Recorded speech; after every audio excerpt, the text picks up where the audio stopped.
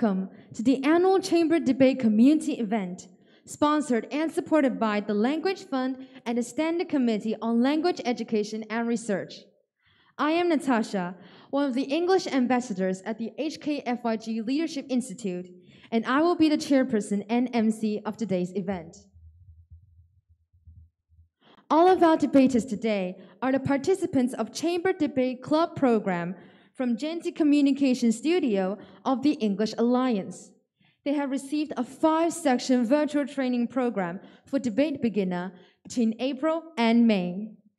In today's showcase, they will apply the techniques learned from the classes and debate on a wide array of issues regarding environmental sustainability, digitalization, education, careers, and future development. Now let us welcome the judging panel on today's debate showcase. Sitting on our judging panel today are Dr. Mabel Chan, Senior Lecturer, Language Center at Hong Kong Baptist University. Ms. Catherine Singh, Senior Manager, Corporate and Community Affairs at Hong Kong Electric. Please join me to give a big round of applause for our judges. Now, let me introduce the rules of today's debate. Each speaker will have 3 minutes to make their speech. After 1 minute, the timekeeper will show the time signal. After this, the debaters on the other team may offer points of information to the speaker. The speaker who has the floor can choose to either accept or decline a point when it is offered. At the end of the 2 minutes, the timekeeper will show the time signal again. After this, no more points of information may be offered for the rest of the speech. At the end of the 3 minutes, the timekeeper will make a double signal like this. After this, the speaker must conclude within 15 seconds. Otherwise, points will be deducted. There will be a short break at the end of each speech for the judges to complete their score sheets. And after 6 main speeches, each team will have an opportunity to make a 1-minute reply speech. This can be made by either the first or second speaker from each team. No more points of information is allowed during the reply speeches. The opposition will make the reply speech first. At the end of the 1 minute, the timekeeper will signal twice. After this, the speaker must conclude within 15 seconds. Before the debate begins, I would like to remind you to switch off all mobile phones or anything else that may disturb the debaters. Should you need to leave the room for any reasons during the debate, please wait until the end of the speech to do so. And without further ado, let's begin our contest today. For the first round, on proposition side, our first speaker is Wan Chi-Chi Yoko. Our second speaker is Zhang Lok Yi Cherry.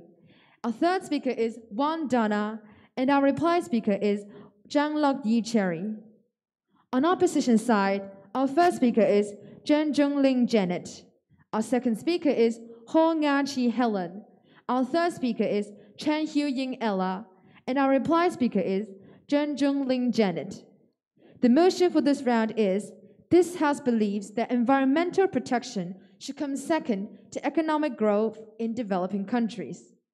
To open the case for the proposition team, it is with great pleasure that I invite the first speaker, Wan Chi-Chi Yoko. You may begin when you are ready.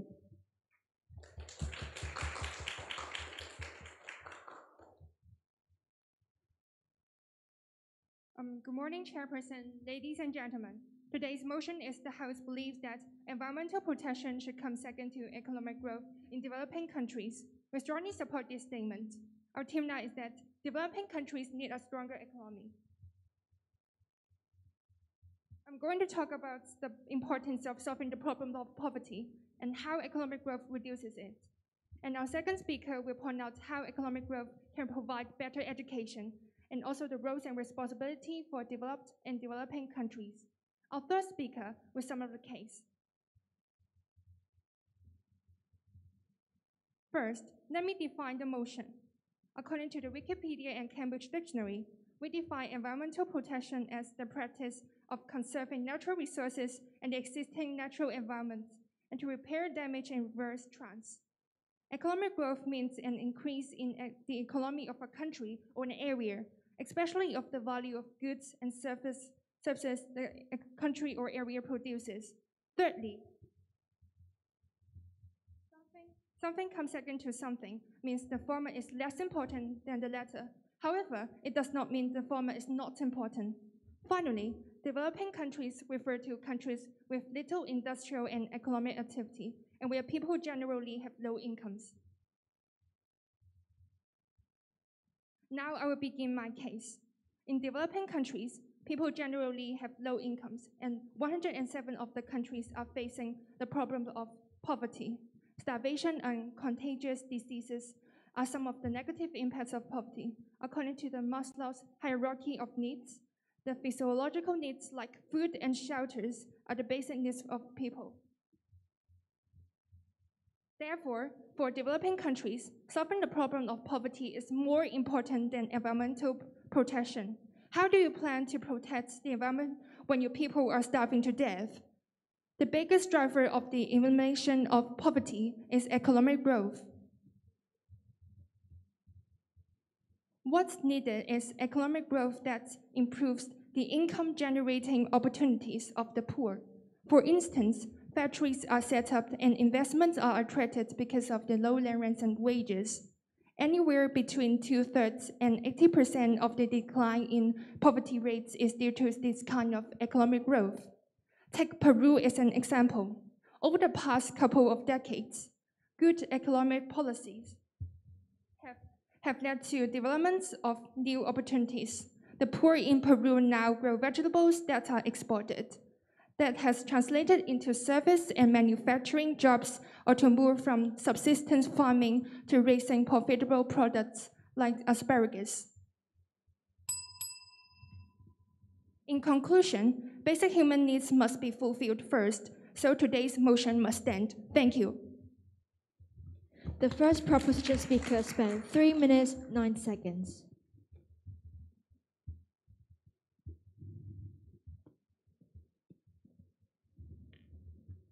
Thank you for your speech. And now to open the case for the opposition side, let's have Zheng Zhongling Janet. You may begin when you are ready.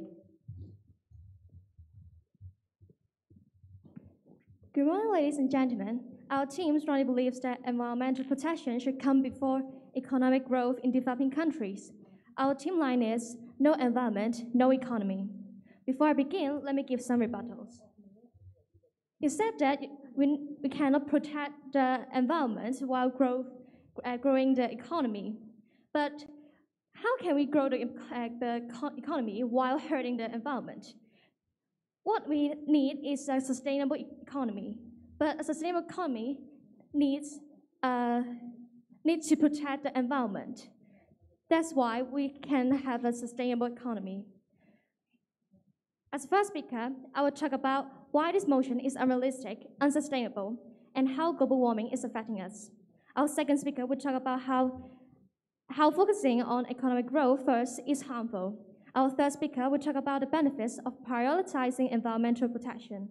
And I will give a reply speech to the affirmative team. When we say economic growth, we mean that government is doing anything to grow markets and increase values, even at the cost of the environment. For environmental protection, it means it is necessary and sufficient for growth. And now to my arguments. Putting environmental protection second to economic growth in a developing country is unrealistic and unsustainable. Economic growth must be environmentally sustainable. No environment, no economy. According to the Organization for Economic Cooperation and Development, economic activity threatens the environment. We need solutions now to protect the planet, but we also need to guarantee a sustainable economy for future generations. Reforms should aim to simultaneously protect the environment and grow the economy. Indeed, putting environmental protection second can grow the economy rapidly. However, what the developing country needs is a sustainable economy.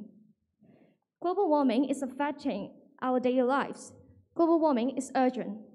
For developing countries to put environmental protection second to economic growth means that They are going to release pollution gases from burning fossil fuels like coal, oil, and gas. According to the Intergovernmental Panel on Climate change is real, and human activities, including economic activities, are the main cause. Recently, the most obvious change is temperature today. The highest temperature today is 35 Celsius, a pretty high temperature, right? If we let those developing countries put environmental protection behind economic growth, this situation will only get worse and worse. According to the World Economic Forum, the global economy could lose 10% of its total economic value by 2050 due to climate change. With decreasing global warming, global total economic value, how can developing countries have a growth economy? We should never underestimate the effect of global warming. Today's motion must fall. Thank you. The first opposition speaker spent 3 minutes, 10 seconds.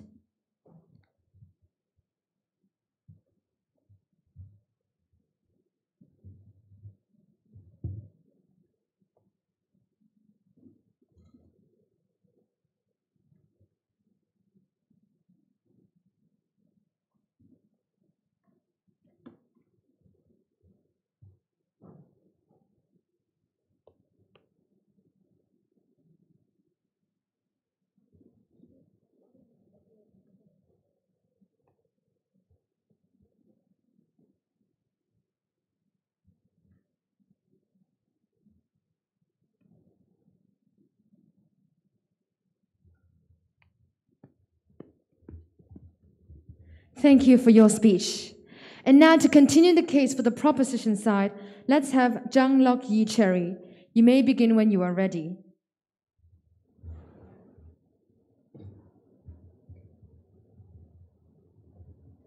Good morning, everyone. Now, let me first make some rebuttals to the opposition team. The opposition team said that how can we develop our economy when we are hurting the environment? But let me remind you that we are talking about developing countries here. Developing countries do not even have enough money to feed their people.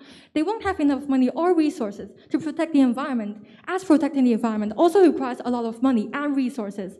If the country is too poor, people may not have enough necessities to fulfill their basic needs. They can't even secure the basic needs. How can they develop the resources to protect the environment? Now, I will continue my case. First, money is a resource that allows a higher quality of education. Teachers need their salaries, school facilities need money for maintenance, not to mention the money needed for buying all the equipment. If no resources went into maintaining proper education, there wouldn't be teachers or educational facilities. No one will put in the time and effort to teach people appropriately and provide a space for them to learn for free. Because then, who will provide money for you to survive? Basic human needs must be fulfilled first. Our first speaker explained the pressing issue of poverty. As a result of poverty and marginalization, more than 72 million children around the world remain uneducated. Sub-Saharan Africa is the most affected area, with over 32 million children of primary school age remaining uneducated. The lack of schooling and poor education have negative effects on the population and the country. With poor education, the people there do not have the knowledge to develop or use technology, and they can only stick to traditional methods of production like plantations and commercial logging, which harms the environment severely. As you can see, without a good economy, people suffer, as well as the environment. This is why economic growth is more important. Knowledge is power. It is more sustainable to invest in the long term when everyone is educated and knows the importance of environmental protection. Now, to my second point. The developed countries should bear the most responsibility in protecting the environment. At the 1992 United Nations Conference on Environment and Development, the principle of common but differentiated responsibilities was formalized. It demonstrates that the developed nations have been able to develop themselves for a very long time without being restricted by environmental rules, so they should now take a greater share of responsibility as compared to the developing nations. These countries have had more experience with environmental problems and solutions to such problems. On the contrary, the developing countries have very few resources and very low levels of technology. They are saddled with heavy foreign debt, weak markets for the goods, and declining terms of trade that compel them to exploit more of their natural resources to import essential goods needed by their people. What they are missing is a strong economy. It is simply not feasible for developing countries to invest a lot of their port capital into environmental protection when their people are starving and struggling to survive. So, developing countries need a stronger economy in order to survive. So, today's motion must stand. Thank you.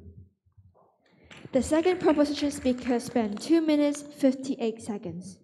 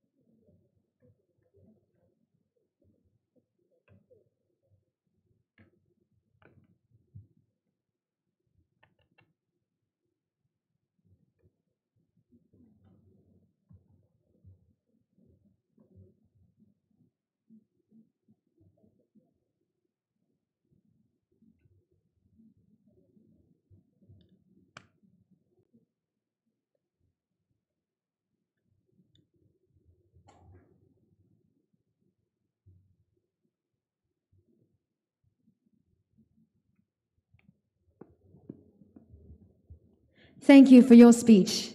And now to continue the case for the opposition side, let's have Hong Nga-chi Helen.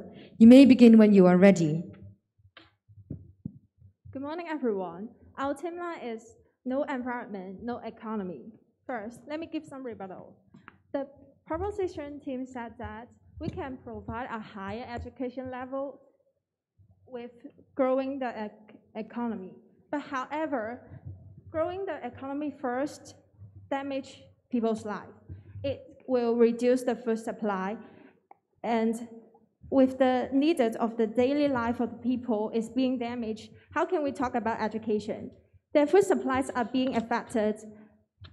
Their life cannot be promised, and what about the education is meaningless. And now to my argument, why do we want the economy to grow? For the people, for the better life, right?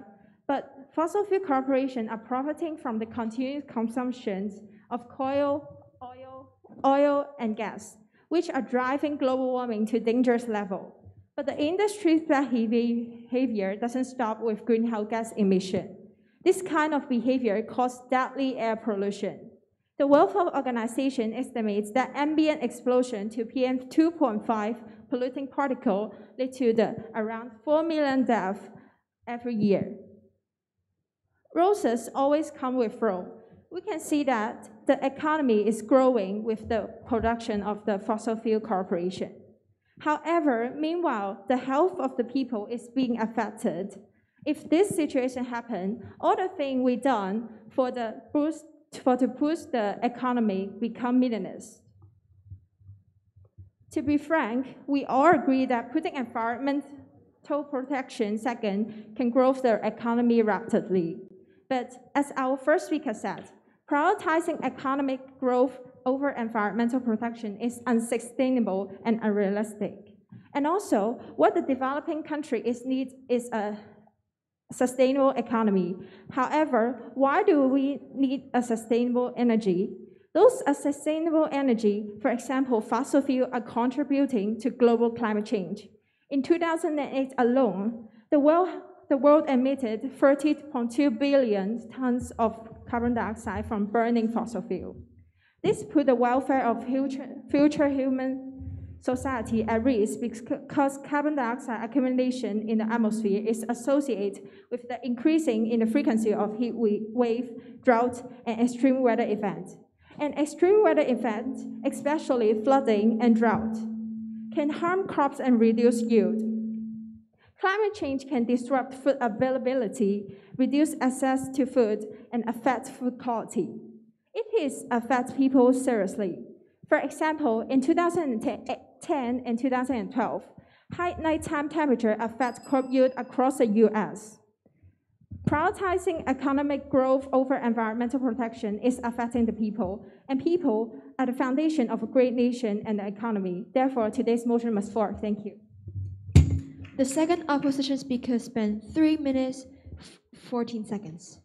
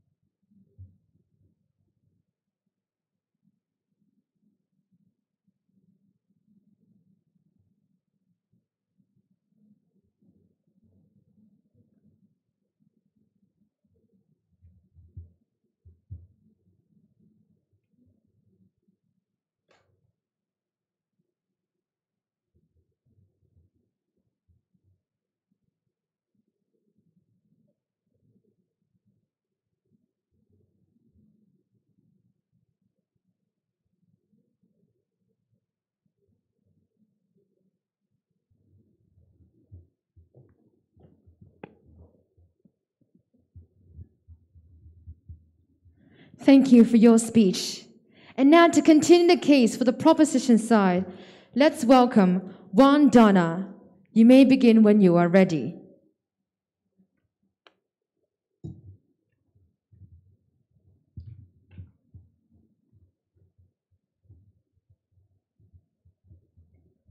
Testing, testing.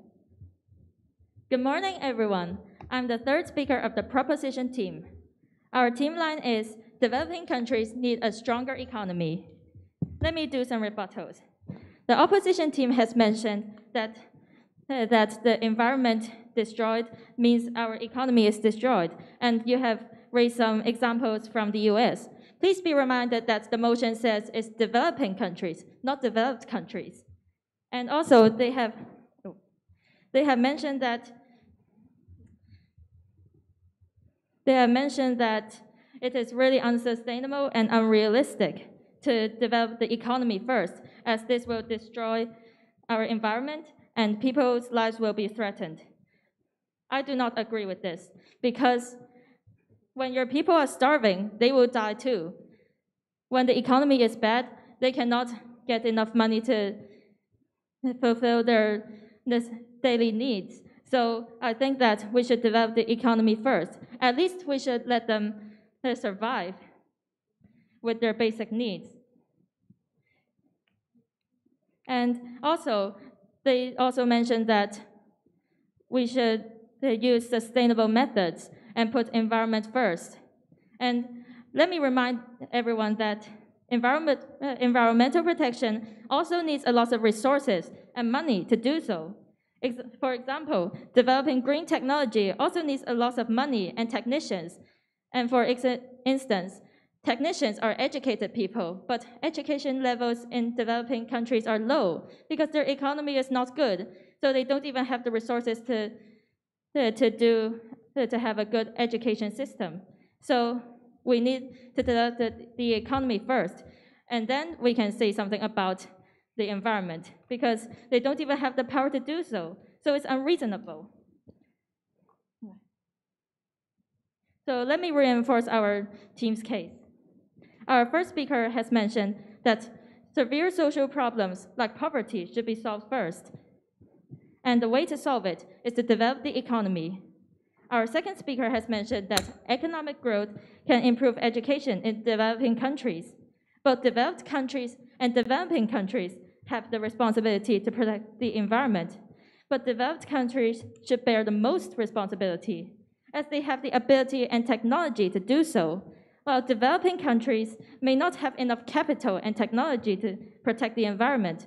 So it's really unreasonable to ask developing countries to do what they cannot do. So in conclusion, economic growth should come first to environmental protection. The above reasons are why today's motion must stand. Thank you. The third proposition speaker spent 2 minutes 54 seconds.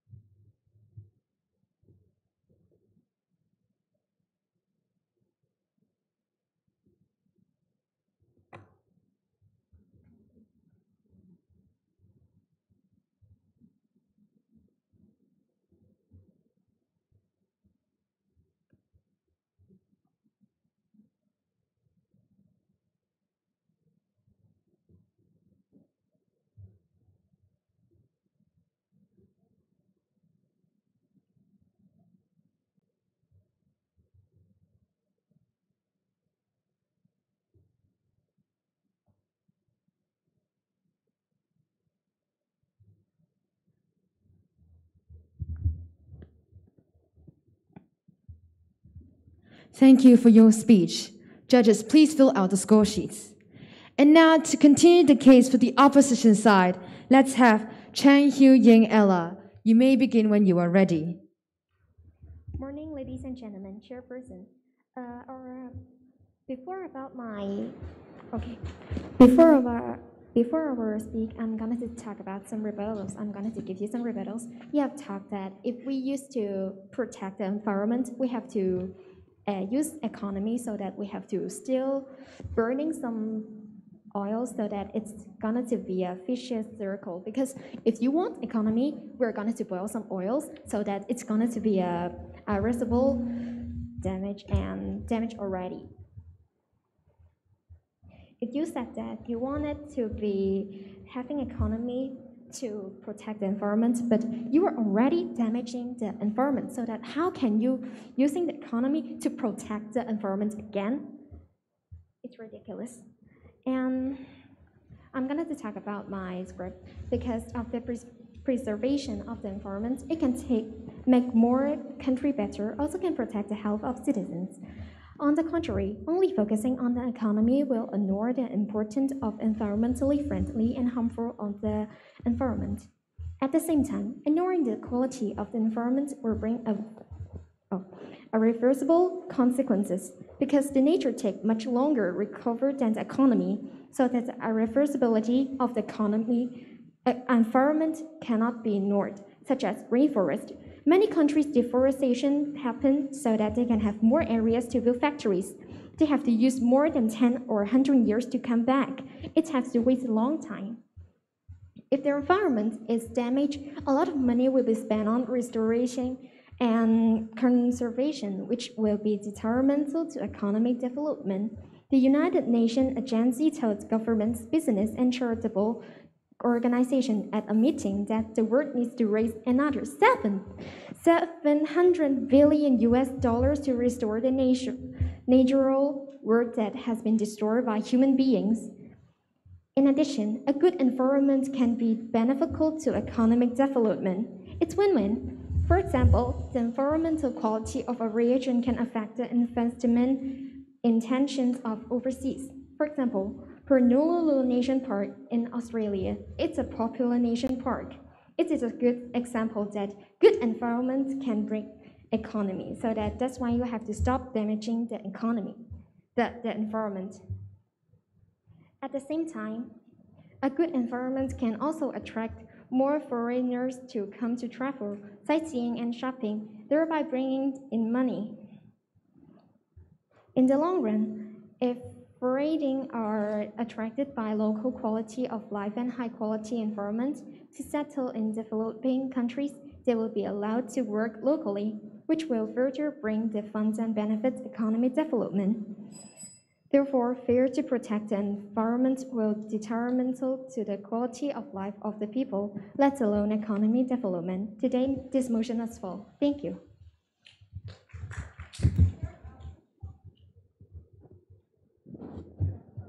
The third opposition speaker spent 3 minutes 11 seconds.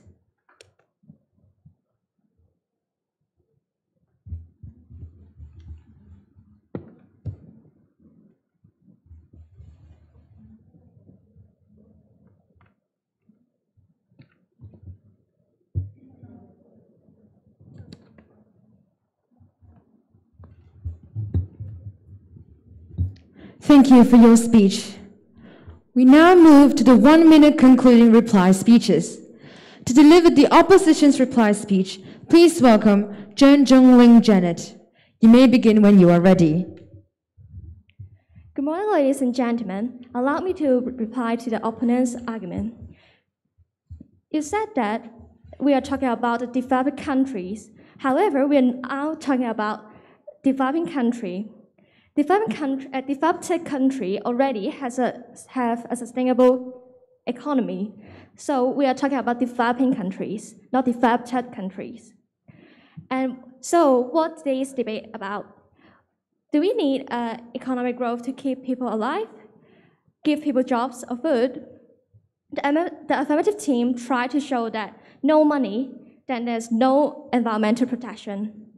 People need to hurt the environment to earn money. A sustainable we have shown you that. We have shown you that not protecting the environment hurts people and the economy. A sustainable economy is what we need to give people jobs and food. And a sustainable economy needs economic protection. If we do not have both things, we will not have anything, neither food and economy. Thank you. The reply speaker of the opposition team spent 1 minute 13 seconds.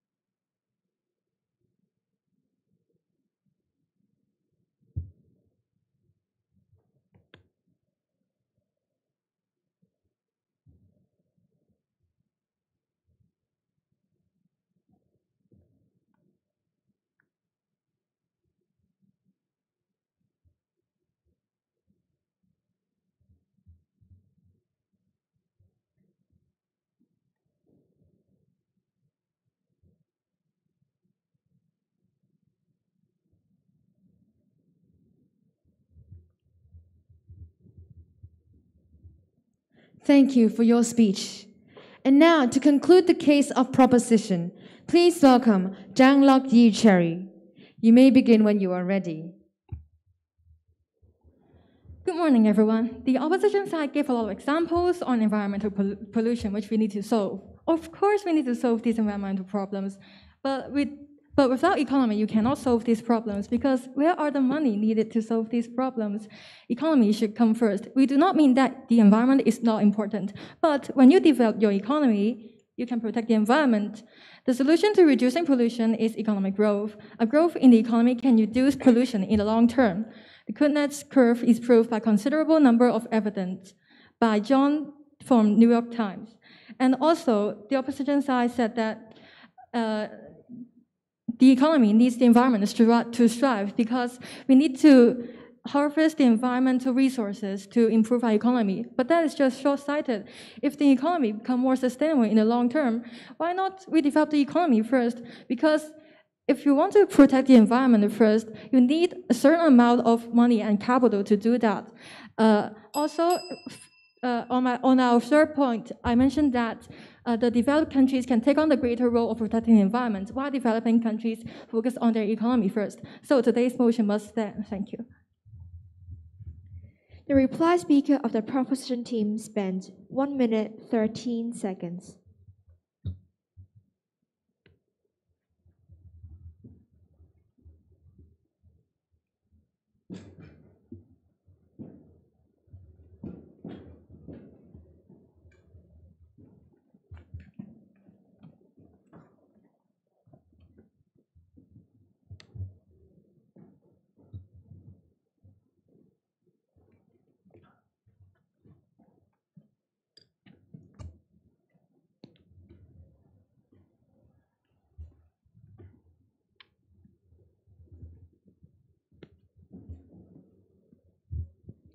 Thank you for your speech.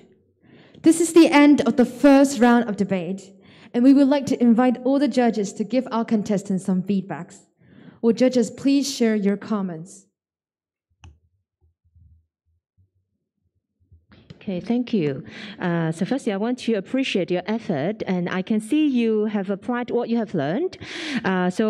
Both teams are able to define some key terms. So what does it mean by environmental protection, economic growth, and you understand clearly that this is about developing countries. So well done. I can also see your use of rhetorical questions to reinforce your position, some use of examples and statistics. You have a clear position. So for this side, you are arguing that you don't have resources, right, to develop the environment, and for you, it's about no environment, no economy. But overall, I think you may need to be more specific in your argumentation. So, for example, what do you mean by not having enough resources? How stronger is stronger? And any specific examples of these developing countries? What is the existing situation now? So perhaps you need to be more specific. And for you, what do you mean by no environment, no economy? To what extent can the negative impacts of the environment affect the economy? So I guess both sides may need to be more specific in order to convince more effectively. But overall, I appreciate your effort. So well done. Yeah, thank you. Good morning, everyone. Like what Dr. Chan has said, great work, well done. Dr. Chan has talked a lot about the content sufficiency, which I think you have all done a good job because, for example, this team, I can hear a lot of facts and figures to support your argument. I would talk more about what you could improve in terms of your delivery, because that's also very important. Even if you have very good contents, if you cannot deliver it accurately, clearly, then sorry, we could not catch whatever you said.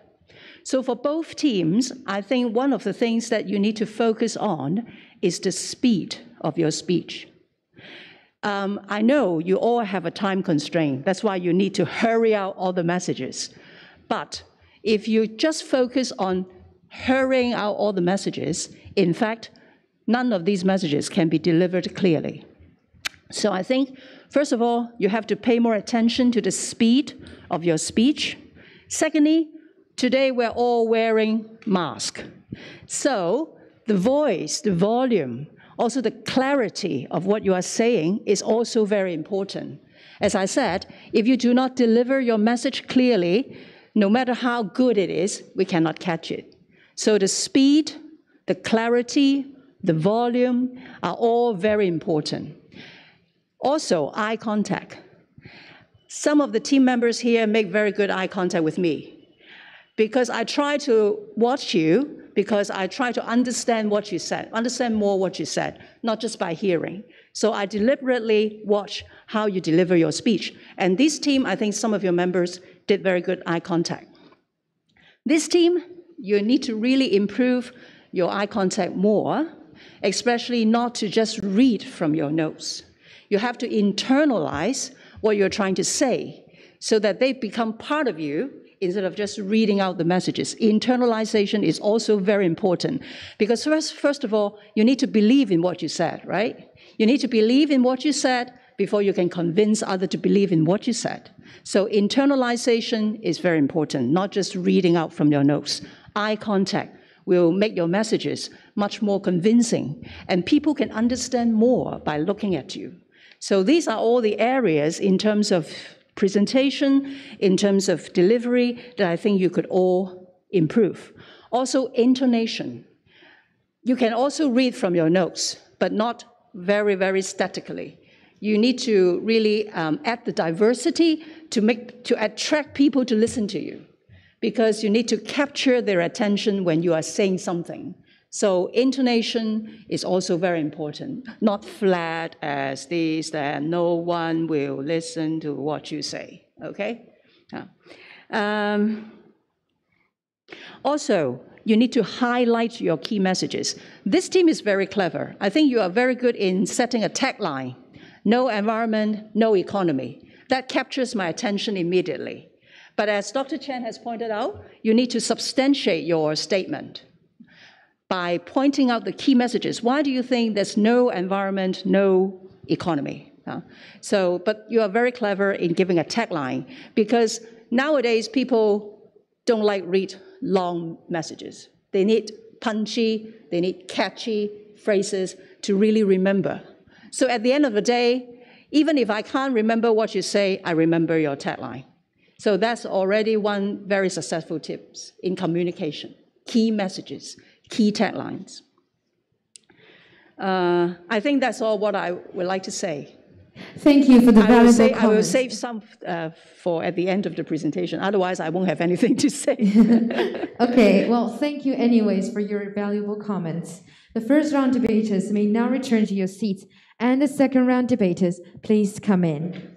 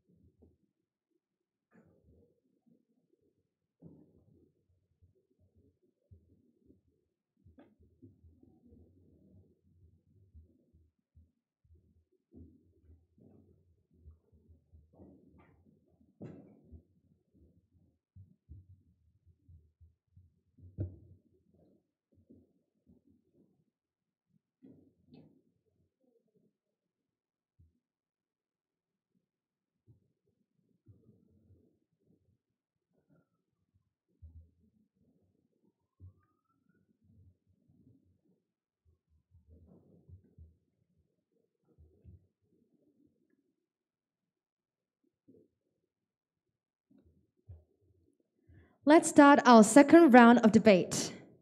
For this debate, on the proposition side, our first speaker is Zhou Guan Nok Oscar. Our second speaker is Wu Kuai Wan Anna.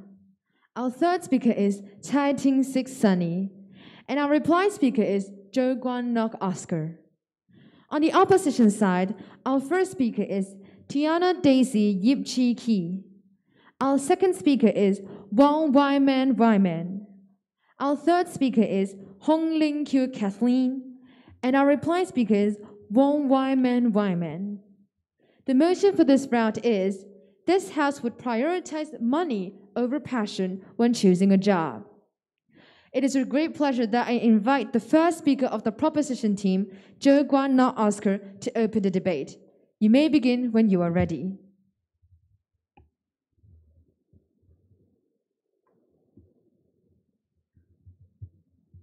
Testing. Good morning, ladies and gentlemen. The motion before the House today is this House would prioritize money over passion when choosing a job. Our team line is, passion cannot be pursued without money, so we must prioritize money first. As the first speaker, I'll categorize the stakeholders of the motion into the mega rich and the rest of the society, middle and lower class, so that I can prove to you all that prioritizing money must be most people's alternative. Pursuing passion over money is ideal only in an imaginary world, but not in reality. I'll also raise examples of unstable career paths to show how money must be prioritized in general. Our second speaker will talk about the workplace scenario, depicting a sad but true fact that there is the deprivation of fresh graduates who put passion over money. Also, the second speaker will show how passion will diminish when it's turned to a job, in fact, which the opposition team may not have imagined. Eventually, the third speaker will summarize the aforementioned points and bring on the clashes. Let me first define passion for this motion, as the opposition may interpret passion as loving the job, but it isn't concise. One can love his job as a teacher, earning a stable income for the family, but it might not actually be the passion. Maybe the passion is something like art or music, which mostly cannot bring them a stable income to sustain a living. Note that this definition must be strictly followed, or else one can easily strike the balance between both, and there is no point in prioritizing any of them. Just say you love the job, then you have passion is nonsense. Another focus is that the proposition will cater for the middle and lower class as mentioned, but not the mega rich, which occupies 93% of the population. Here, we don't define the poor as the people under the poverty line who are absolutely poor, but rather the ones who do not have the ultimate financial freedom to live a life of pure luxury and luck.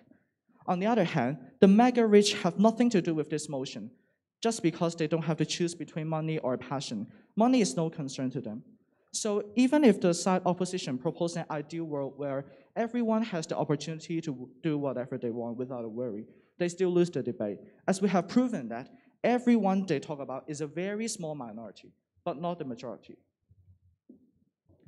Given the definitions and justifications, if the opposition thinks that money is the secondary concern when it comes to the occupation, it's completely biased to the mega rich.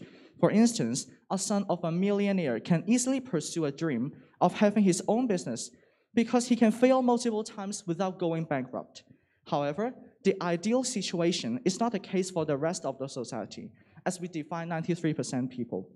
Let's say a 22-year-old fresh graduate who comes from a music school that has two options: pursuing the passion to become a musician or pursuing a stable source of income as a clerk.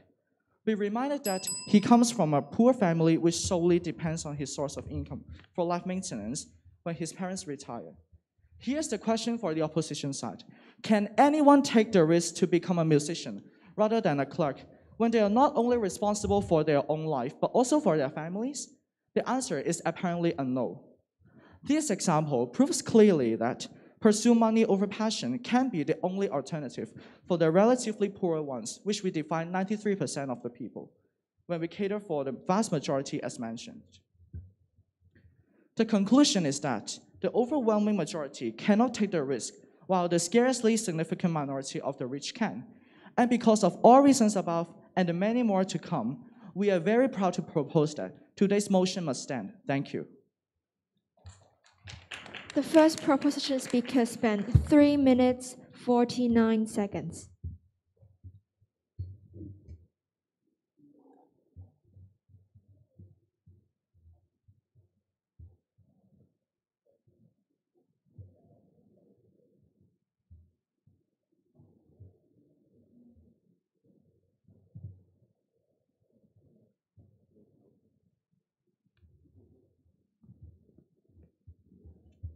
Thank you for your speech.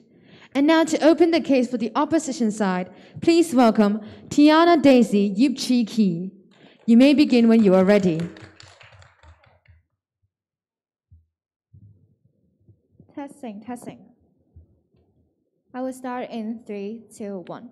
Ladies and gentlemen, our side stand firmly against for today's motion, and with our team line, passion is energy. Let me start off today's debate. First, let me define the word passion: an extreme interest or wishing to do something, and the word prioritize, to decide that what's most important so you can deal with it first. We define a person who offered the job is now in a general status where he or she is not wealthy, but at least they can support the basic living. First of all, your first speaker has said that if you want to pursue your passion, first of all, you need money. But our side think that if you have the passion, you can earn a lot of money in the future. And our side think that even if you start off poor, we still have the government's welfare to support your basic living. So you do not have to be afraid or concerned about if you can support your life and you can pursue your dreams and passion really smoothly. And first of all, your side think that passion is an ideal concept, but we think that is only affected by the old-fashioned education. Actually, anyone can pursue your passion. And to answer the opposing team's question, which if anyone can be a musician, can afford to be a musician, I think that having your passion not only varies down into being a musician or an artist. Actually, anything can be your passion. You can be passionate in math, you can be passionate in Chinese or even English. You can be passionate in anything. We shouldn't vary it down to anything but only musician and artists. Now back to my speech. As the first speaker, I will tell you how a passionate in job benefits us with better working performance. Our second speaker will further explain the necessity of passion in a job and mental aspect and impact on the society. My first speaker will sum up the above. As my main argument, first, passion advances one's working experience. We say passion gives us motivation, higher working quality, willingness of time developed on job. First, in terms of motivation, no one would like to be forced to do their work, and passion gives us the motivation to finish the task with willingness. Research from studying motivation, often when you start off with a new goal, however, when you fail for the first time, it cuts your motivation, and if it's something you lack passion about, and you fail to continue the task. In short, passion leads to well-completed tasks and a sense of encouragement, higher working quality, higher possibility of being promoted. With passion in your job, pressure and stress are also lower and will definitely advance one's career performance. And also it is also supported by a project from Harvard University, Object from Workplace Mental Health. Second, in terms of sustainable development, we all think that working longer in one industry have The more experience you gain, higher position you are. However, when we prioritize money in front of passion, we often neglect our interests and reduce one's possibility of staying in the job. Recorded in 2018, 33% of employees quitted their job because of boredom. They fail to find excitement in their job as they are not passionate about it. Bill Gates once says, "The thing that you're likely to be world-class is whatever you're obsessed over from." Doing your job lovely basically means that you don't have to work a single day in your life because you're enjoying every moment you're doing your job. Even if there are challenges and in your working experience, it will be challenges that you will be willing to deal with. Do what you love what you do. Passion is energy. Today's motion must fall. Thank you. The first opposition speaker spent 3 minutes 21 seconds.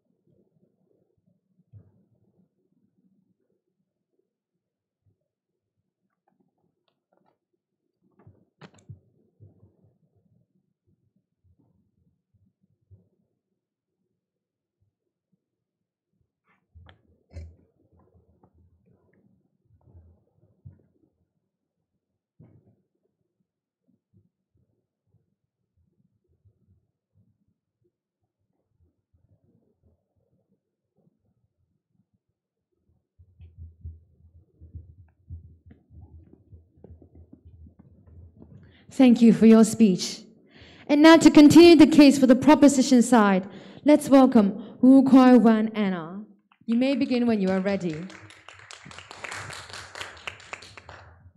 The opposition says that anyone can pursue anything as passion, but it underestimates the financial burden for one to pursue a goal without having a stable source of income. The opposition claims that passion is not only for the rich, but in reality, how many of us can afford to pursue a goal? The passionate graduates may have to remain unpaid for a decade or two just to become experienced or skilled at the workplace so that they will gain fame.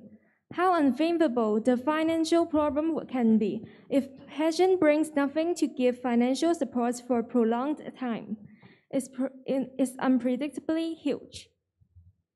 Let's switch up the gears and talk about the employer's behavior when people pursue nothing but only passion. People always claim that capitalism is evil. Do you think so? The proposition team agrees, and that's the undeniable disadvantage of prioritizing passion over money blindly.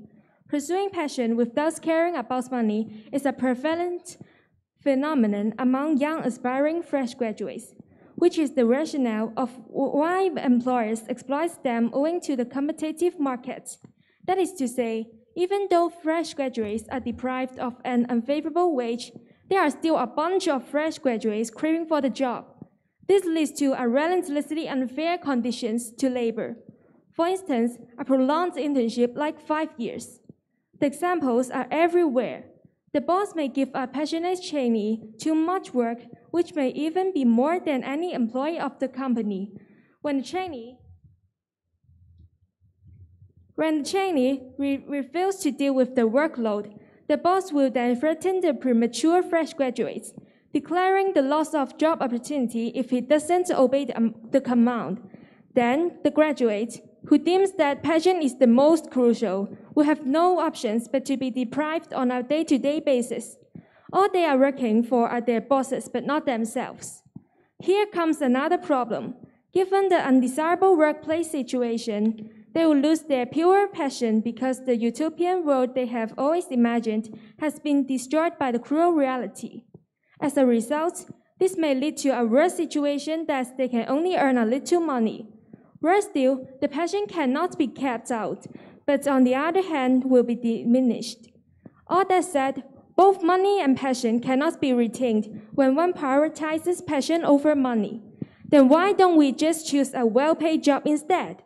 That's why the proposition believes that choosing money over passion is more practical, and this House will agree on this. Thank you. The proposition team, second speaker, spent 2 minutes 52 seconds.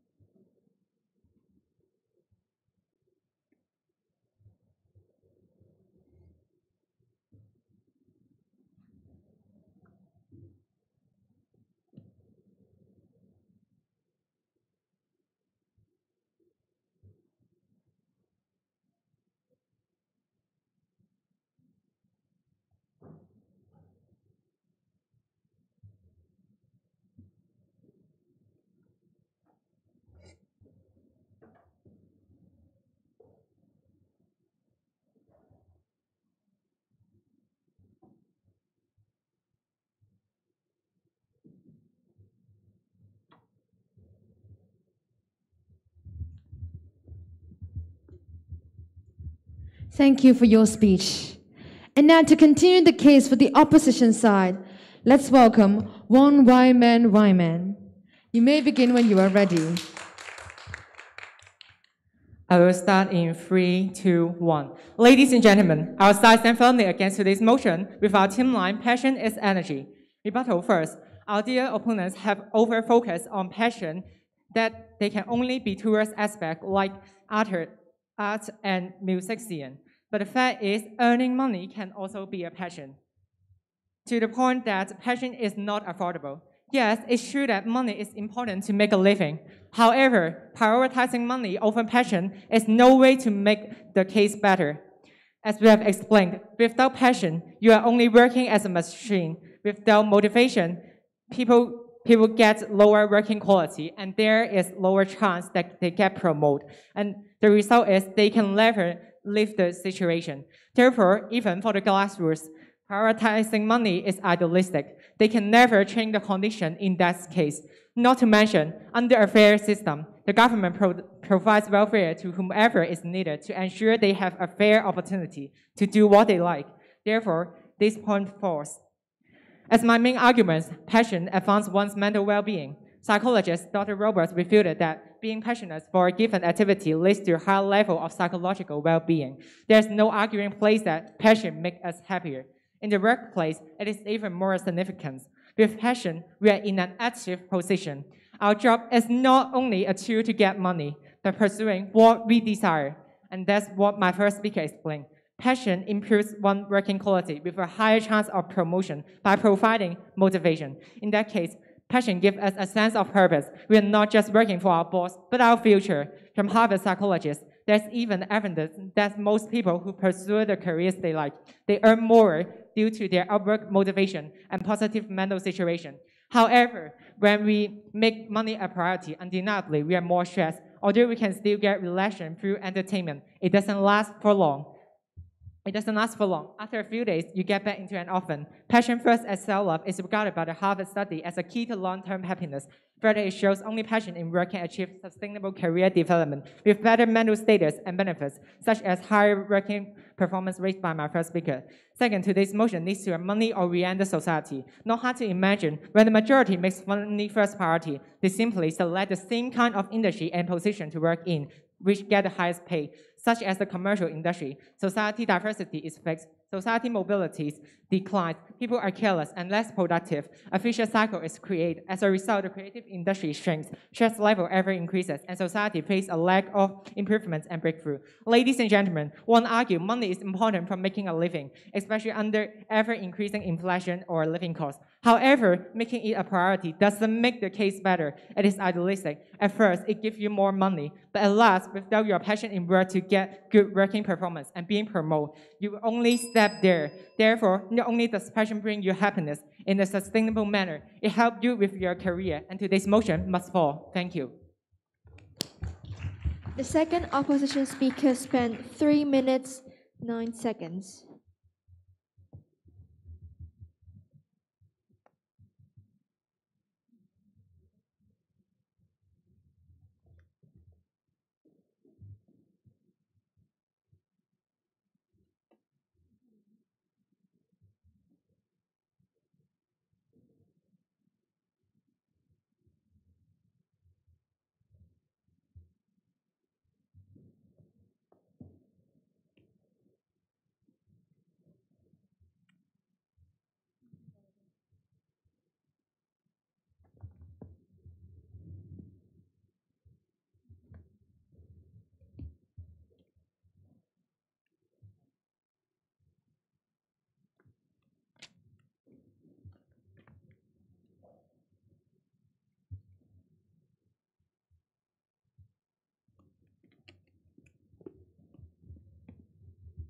Thank you for your speech.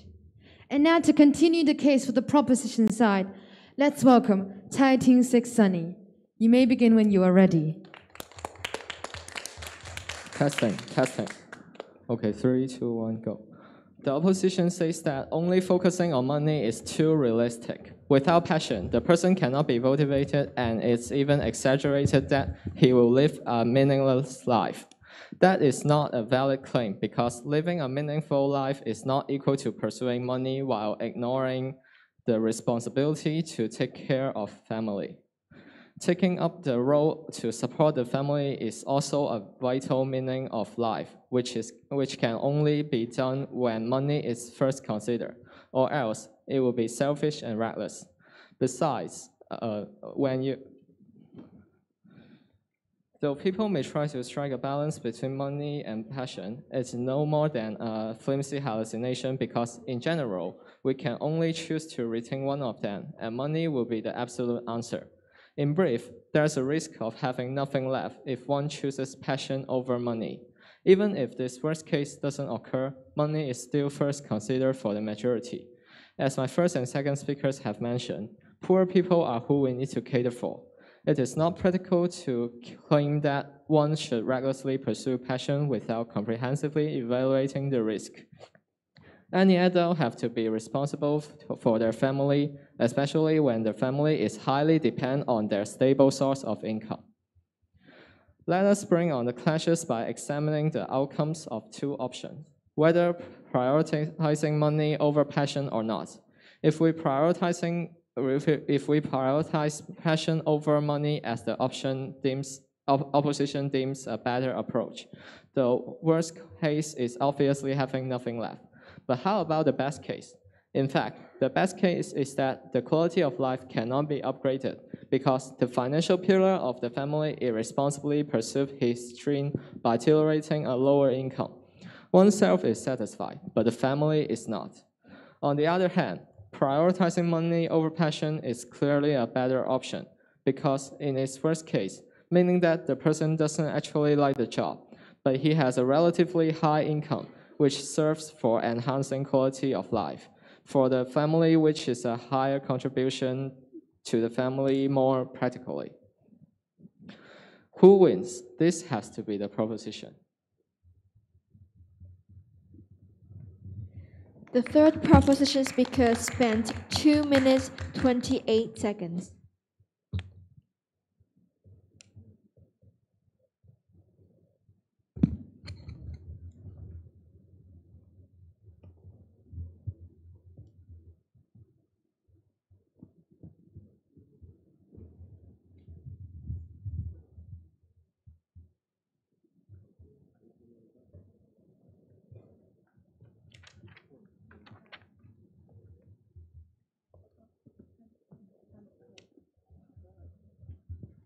Thank you for your speech. And now to continue the case for the opposition side, let's welcome Hong Ling Q Kathleen. You may begin when you are ready. I will start start in 3, 2, 1. Ladies and gentlemen, how will society be when people prioritize money over passion? As the negative team, we believe that passion is energy. Before I conclude our team's case, allow me to do our rebuttals. The affirmative team said that money can solve the problem of poverty, but passion doesn't. When one is poor, there's a high possibility that he lacks of experience or education background that leads to difficulties in finding a job. In that case, there's no difference whether he finds a job that earns a little bit more or if they like it. Opting for what they're passionate about is the only way to make their lives better. First, they love it. Second, they have higher motivation. It increases possibilities for them to improve and get higher pay. The affirmative team also said that higher living costs and money is important. As we have mentioned many times, passion leads to more income and first higher living standard. There will not be money if you have no passion in it. Money is important, but it's only in some ways, but not in every scenario. The affirmative team also said that passionate job will lead to unstable income. There is no proof that you will get unstable income when you get a passionate job. As our first speaker has explained, when you are passionate towards a job, you are motivated to achieve higher and get greater achievements. First, income will also be increased. Now, to conclude our team's case, we believe that the drawbacks of prioritizing money will outweigh that of prioritizing passion. Our first speaker has proven to you how passion will turn out to be motivation, which leads to a higher chance of being promoted, and how your job will be more long-lasting. Prioritizing money over passion will shorten the duration of your job as long as you don't like it. People will change jobs often, and this leads to an instability of jobs and income of a person. Our second speaker has shown you how passion will affect one's mental health. Money cannot buy happiness. Being mentally healthy is one of the important keys for all. You cannot achieve any goals in your life, and how you will end up living miserable if you have no passion towards a job. Lastly, money-oriented society would end up being less developed. Ladies and gentlemen, passion is energy. One says money is everything. However, we all know it's not the case. It cannot buy passion. It cannot buy happiness. In terms of long-term development, passion advances one's career development. With passion, we work harder, we get promoted easier, we gain more money at last, and this is how money cannot buy happiness. But passion can buy both money and happiness. We stand by our team line. Passion is energy. This motion must fall. Thank you. The third opposition speaker spent 2 minutes, 35 seconds.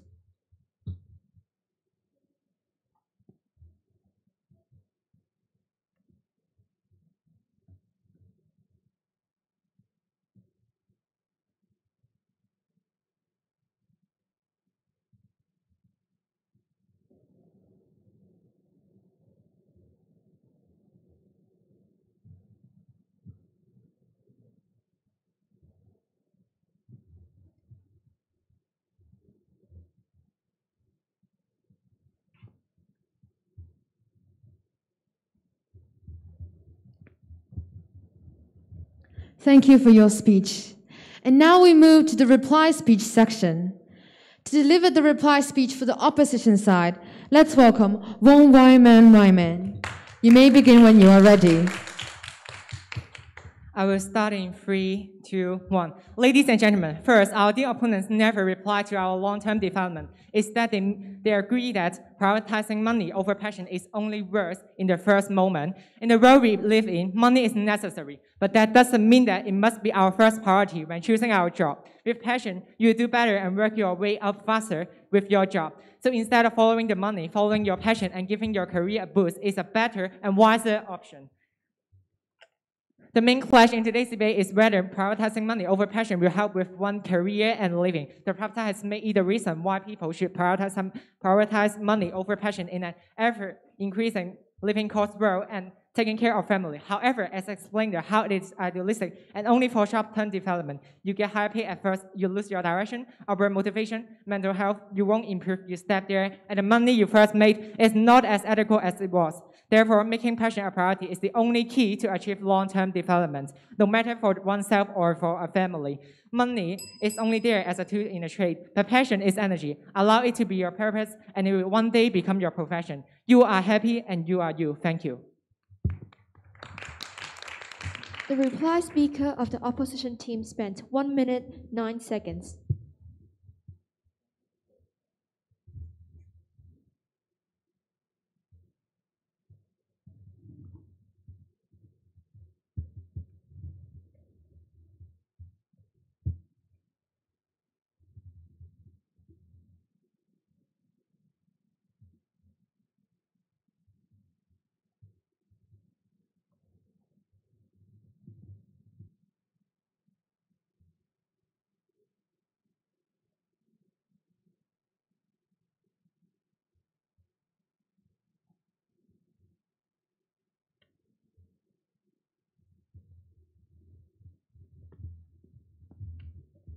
Thank you for your speech.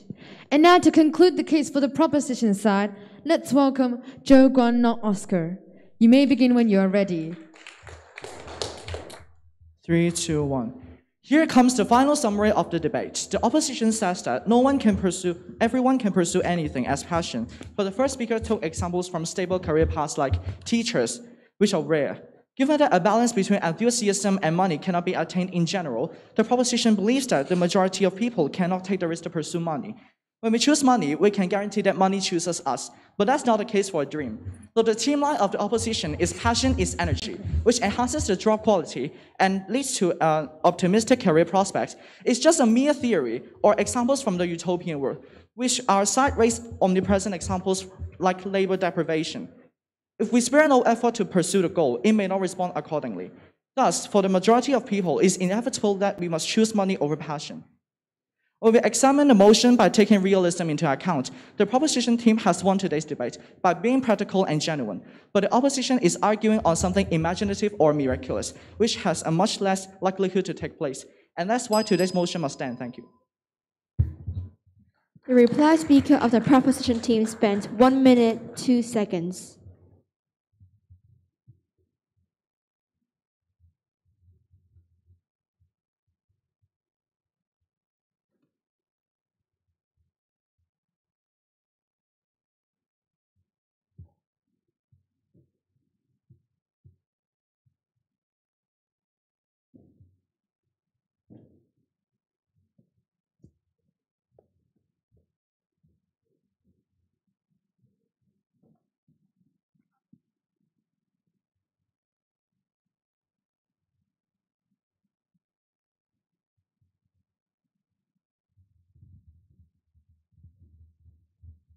Thank you for your speech. This is the end of the second round of debate. May we now invite the judges to give our contestants some comments. Judges, please. Okay, thank you again. I enjoyed listening to your arguments, your debate. Well done. Again, I can see a clear position for both sides. So for your side, it's about the importance of money. So without money, without passion. And I also appreciate how you establish your arguments at the beginning. So you gave some statistics about most people are relatively poor, right? So that's why we can't risk. So we need to emphasize money more. Okay, and then for your side, at the beginning, the position is not too clear for me. It's a bit confusing. You talk about passion is energy. But then getting money is also a passion. So it's a bit confusing at the beginning, but then in the middle of the debate, when you emphasize that in the long run, passion can bring more money, then I think it's getting better. Yes. But then overall, this is actually a rather general motion, whether we should prioritize money over passion when choosing a job. So actually, there are many factors involved. For example, the job nature, different stages of life, even gender may also have a role to play. So perhaps in your argumentation, you can also mention some of these factors and how these factors may have a significant role to play when making a decision whether money or passion is more important. Yeah, but well done. Thank you. Thank you very much for your arguments and presentation. I would say more on the delivery because Dr. Chen has talked more about the contents. In terms of delivery, just as what I've said in the last round, I think the speed of your speech is very important.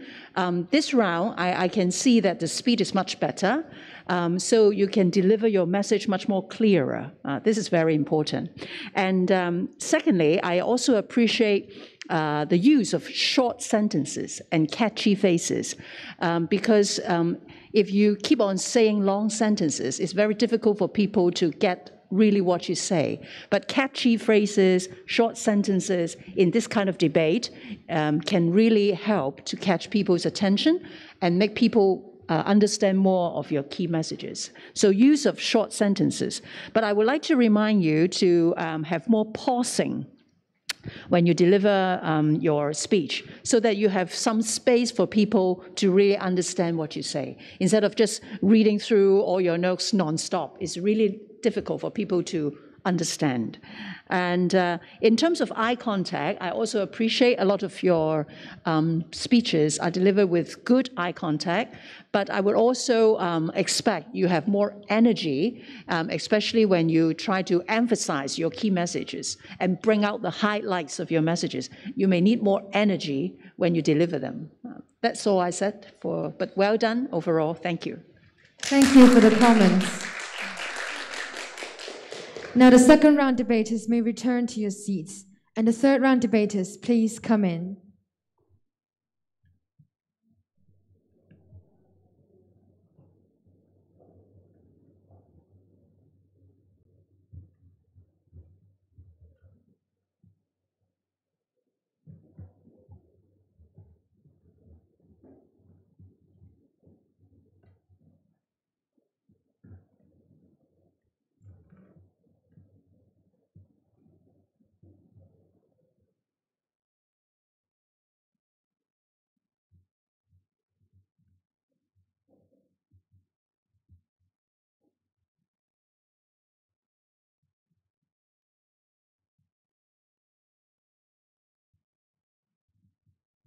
Let us continue the event with the third round of the debate.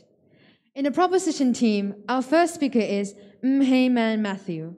Our second speaker is Zhao Jiho Oscar. Our third speaker is Zhen Loi Laser. And our reply speaker is Zhao Jiho Oscar. On the opposition team, our first speaker is Wang Yunqing Julian. Our second speaker is Shito Guan Ho. Our third speaker is Zhang Yun Nun. And our reply speaker is Wang Yunqing Julian. The motion for this round is, this House would make learning to code a condition on graduating high school. To open the case, I am glad to invite the first speaker of the proposition team, Hei Man Matthew, to open the debate. You may begin when you are ready. Good morning, ladies and gentlemen. I'm the first speaker of proposition side. The motion today is, this House will make learning a code is a condition on graduating in high school. Before starting, I would like to introduce some background information.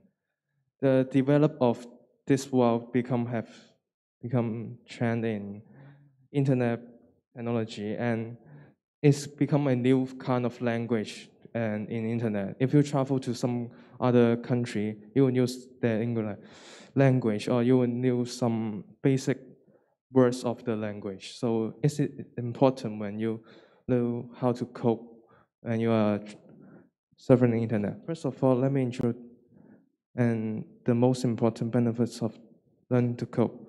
Since the internet technology is more mature, the function of website become multiplication. Lots of companies are now require their employee to know how to cope, because when they are promote of something, and they will need to set up a website, and it requires the ability to cope. And also, the trend of the developed internet technology, in such a, just an example, in Hong Kong, we are surrounded by the technology of internet, such as we are now having a live, we are using a live to travel from internet, and that's important for us to have some basic standing of that. And in addition, learning to cope trains our logical thinking, which is the school needs to teach us, and it's important to our mathematics lessons or other science lessons. It will definitely help us about that.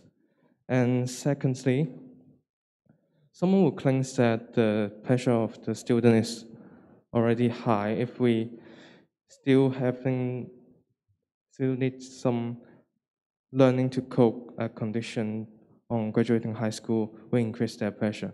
But I want to say that is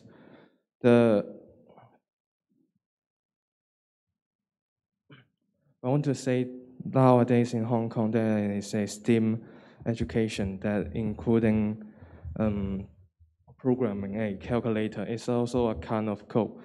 And it doesn't require much of time just because the student just need to know how to solve quadratic formula, and maybe once a month or twice a month will have the enough time to let them to know how to code. And therefore the motion must stand. Thank you. The first proposition speaker spent 2 minutes 47 seconds.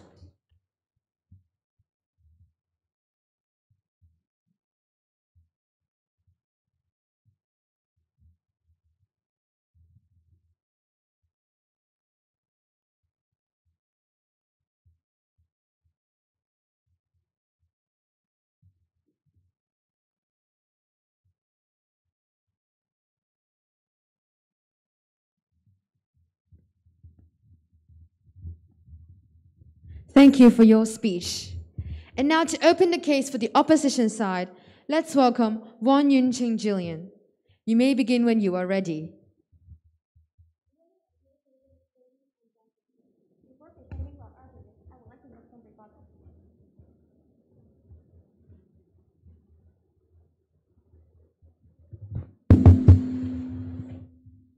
Good morning, adjudicator, ladies and gentlemen. Before presenting my arguments, I would like to make some rebuttals. The affirmative side said that coding is basically the new language, but our side think that it's simply an exaggeration. For example, they said that companies now require their employees to learn how to code, but this is not true at all, because not all jobs require coding, though we're living in this digitalized world, and even some tech jobs do not actually require coding skills, which I will later mention in my speech. Also, they said that STEM are very easy and they just need to insert the programs, but they're not simply true. If this is just the case, why are companies paying coders a lot of money? I think we need to consider that as well. So back to my case, the motion today is that the House would make learning to code a condition on graduating high school. As the opposition side, we firmly believe that today's motion must under no circumstances stand. In today's debate, our side will focus on the reasons why it is not sensible for high school students to learn coding in order to graduate.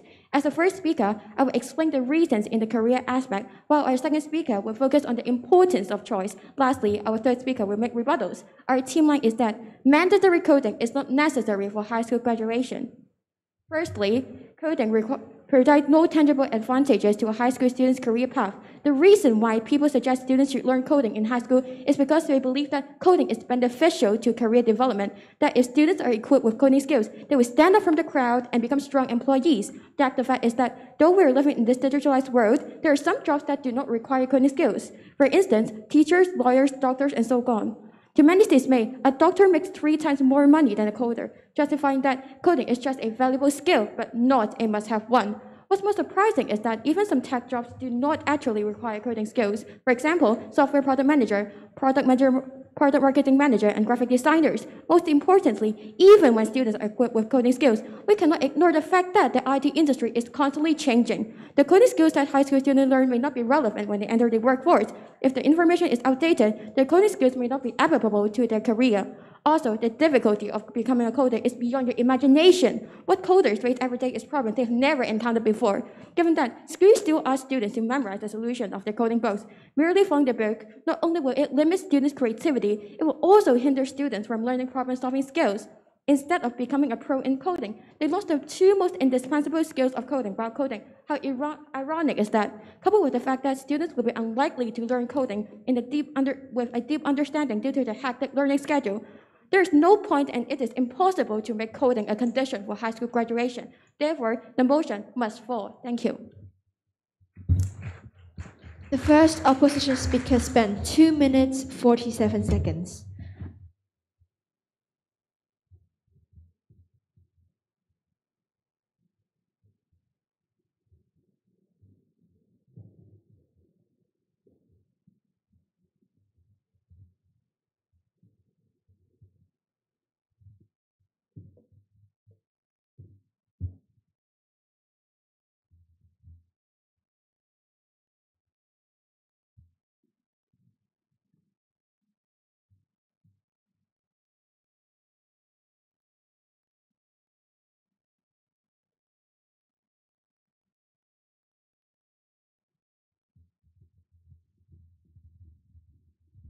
Thank you for your speech. And now to continue the case for the proposition side, let's welcome Zhao Jiho Oscar. You may begin when you're ready. Good morning, ladies and gentlemen. I'm the second speaker of the proposition team. Before continuing, I would like to respond to the opposition team. As they mentioned, they said there's not all jobs require programming, but employment in computer and information technology occupation is projected to grow 30% from 2020 to 2023, faster than the average for all occupations. And our first speaker has talked about the importance of education for coding and how it benefits the new generations. And now I'm to clarify why high school should make this condition and how it benefits the society. First, making learning to code a condition on graduating high school is the most effective way to ensure that everyone has the fundamental knowledge of coding. Thanks to the mounting development of technology, most of the stuff surrounding us start being digitized, such as online shopping and studying. Having the fundamental knowledge of computer programming can highly increase our competitiveness and adaptability in the modern society. In order to maximize the population that familiar with coding, making a condition on graduating high school is the best choice. It's because school is an obvious way to educate the new generation. It's highly related to the education level of the society. Besides, in the majority of the country, all students are required to finish high school. As the result, we can ensure that every pupil get the fundamental knowledge of coding. Also, deeply involving coding in the high school syllabus can discover the talent on the related perspective, such that school can train the corresponding students for mastering in computer programming, which highly increase their job opportunity. Second, ensuring the majority of citizens who has the knowledge of coding can increase the overall competitiveness of the society and hence help economic development of the society. As I mentioned, technology becomes a new norm nowadays. And most of the job and labor market, ranging from the first and the third production, such as industry and commerce, are digitized and become automatically gradually. As a result, the demand on labor in the future must drop. On the contrary, the demand of computer-related occupation, such as data scientists and software engineers, will increase dramatically. Hence, if citizens has knowledge of coding, it can increase the hard power of the society and hence improve their competitiveness. Thus, today's motion must stand. Thank you. The second proposition speaker spent 2 minutes, 20 seconds.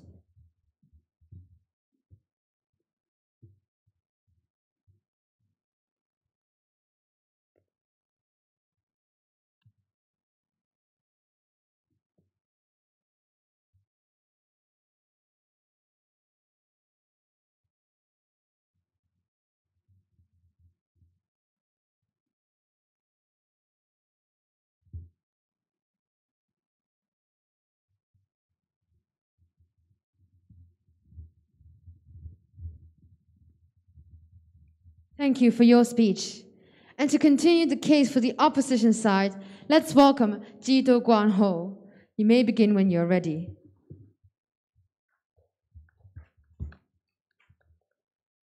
Good morning, ladies and gentlemen. I'm the second speaker of the opposition team. Let me reiterate.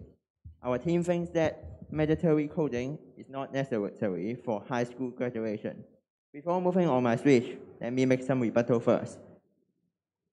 First, from the proposition team says that the growing percentage of all jobs need coding skills is a contradicting of themselves. First, let me say that as you said that the growing percentage of the jobs need coding skills, it shows that it is a must for the coding, but I think it's not. And let me move on other points. I want to mention about the importance of the choice. The second speaker says that the first speaker says that the STEM class have make some class just teach the simple coding skills. But I want to say is that university also provide the course for learning the coding skills, such as having the programs or something. And it is also a fundamental skills that requires in the employee. So that I think coding is in high school is not that necessary. Okay, let me move to my points. As the second speaker, I will focus on the importance of the choice. I think that it's important for everyone to have different choice.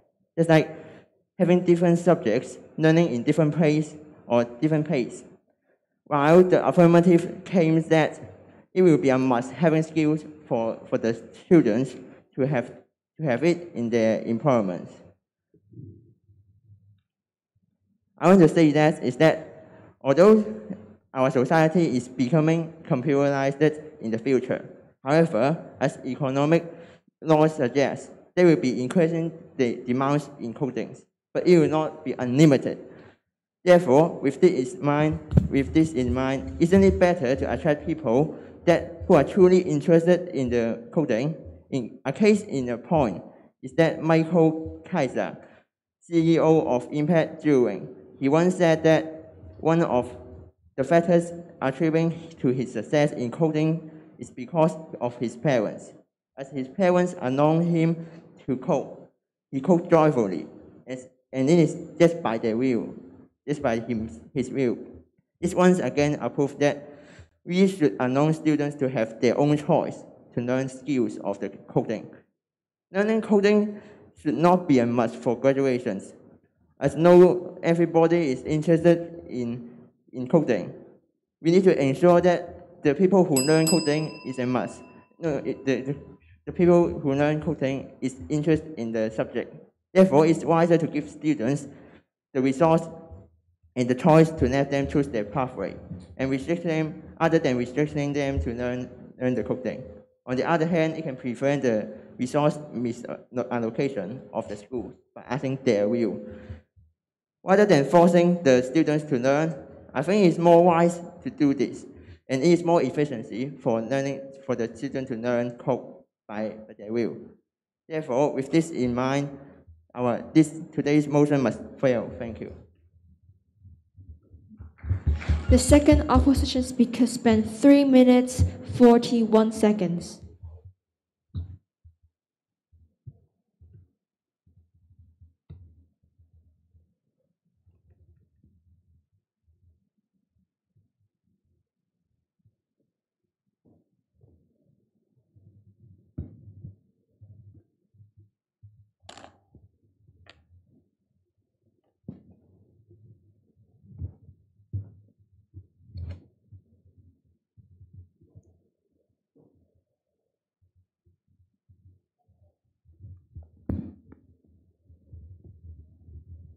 Thank you for your speech.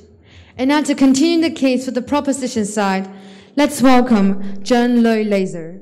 You may begin when you are ready.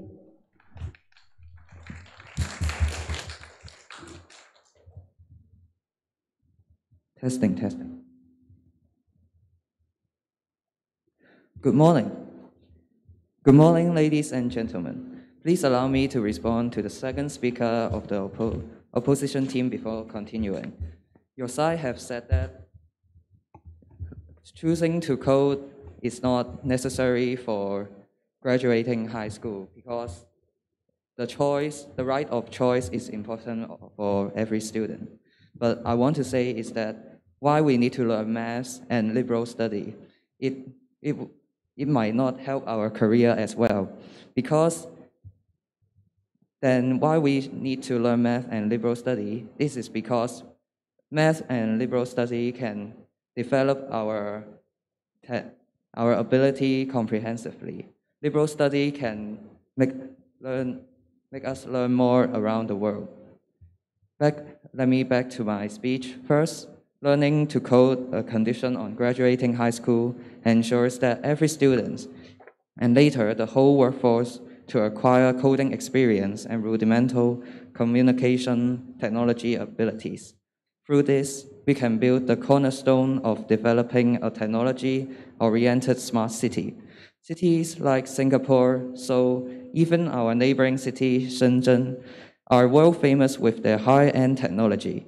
This is the result of the fact that they have been consistently put tremendous efforts to consolidate their leading position of being a technology and innovation hub. For example, they have been providing extensive coding courses to nourish the talent and the young people. Subsequently, most people have acknowledged that the merit of learning to code and fully immerse themselves in technology. Thus, if we make learning to code a condition on graduating high school, our young generation can be much more prepared in order to develop our city into a smart city. In that way, literally everything from shopping, traveling, learning, working, even waste disposal could be substantially more efficient and user-friendly.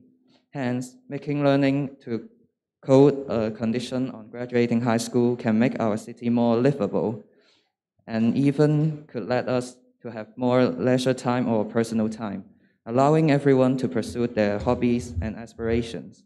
Therefore, the motion must stand.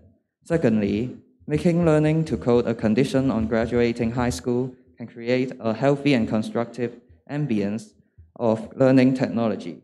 Some may doubt that learning to code might help build an unhealthy learning environment, and students will be just obsessed with coding and other technology gadgets. However, making learning to code a condition on graduating high school can actually create a healthy atmosphere. It is because regulating the curriculum to code can make students recognize the importance of internet etiquette. Hence, it is indisputable that today's motion must not be defeated. Thank you. The third proposition speaker spent 3 minutes, 18 seconds.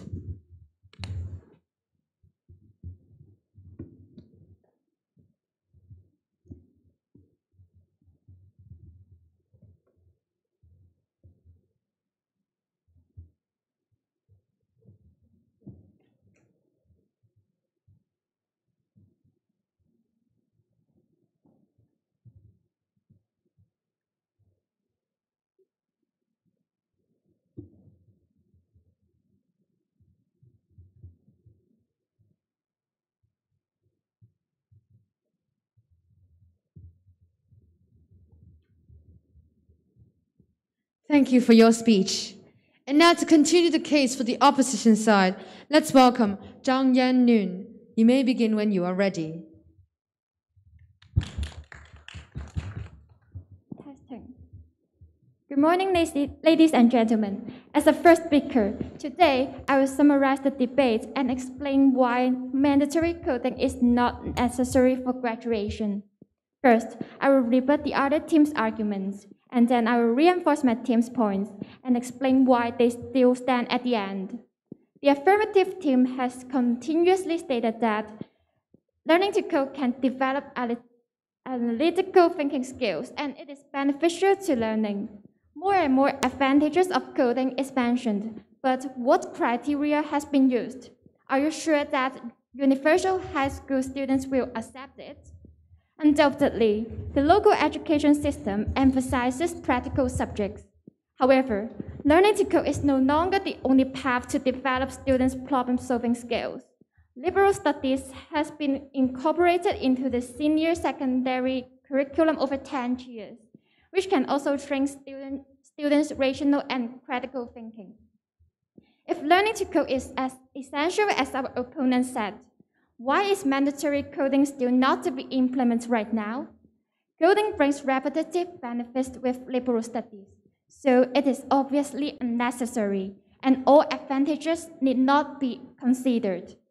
Besides, coding is not a must because enhancing the all-round development of students is more crucial.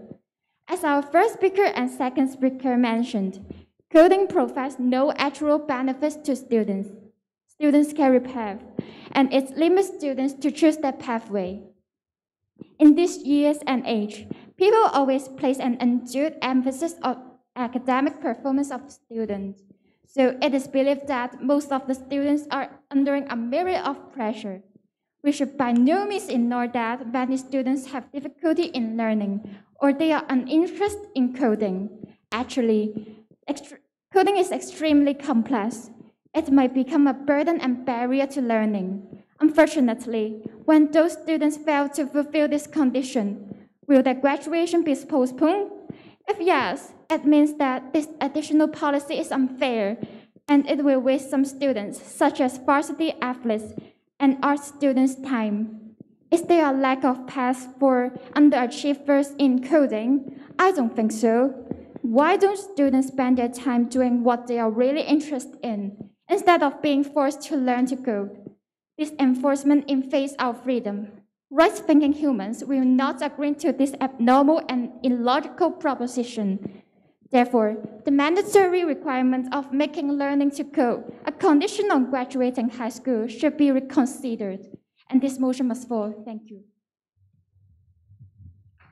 The third opposition spent 2 minutes 55 seconds.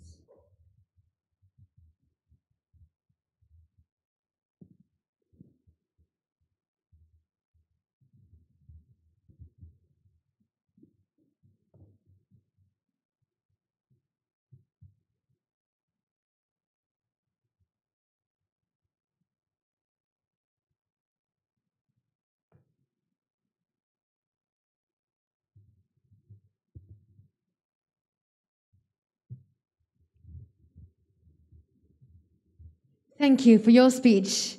And now we move to the reply speech section. To conclude the case for the opposition side, let's welcome Wang Yunqing Jillian. You may begin when you are ready.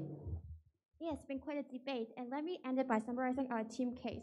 Firstly, our team has actually replied to the points of our affirmative side. However, our affirmative side has ignored some of our points. For example, we suggest that even though there is an increasing percentage of the need of coding, it did not prove that coding is necessary for all jobs. Also, they said that coding is very easy. You just need to insert programs. However, that's not true at all. So I think that we proved that the points that affirmative side raised are invalid. Let me clarify. We're not suggesting that coding is not a valuable skill at all. What we are trying to say that saying that coding is the new literacy is an exaggeration. As I've mentioned, learning to code does not really lead to a well-paid jobs, and that as schools tend to ask students to memorize the books, not only will it jeopardize students' critical thinking skills, it will also instill the wrong mindset into students that coding is simply applying what you have memorized. Also, due to the fact that the demand of coding is not unlimited, why not give students a choice and attract those who are sincerely interested? Coding should not be a requirement. It should be an option instead. Lastly, if coding really brings that much advantages, why have not schools implemented this policy? So I think that we should not be blinded by the Silicon Valley charm. And once again, this motion must fall. Thank you. The reply speaker of the opposition team spent 1 minute 24 seconds.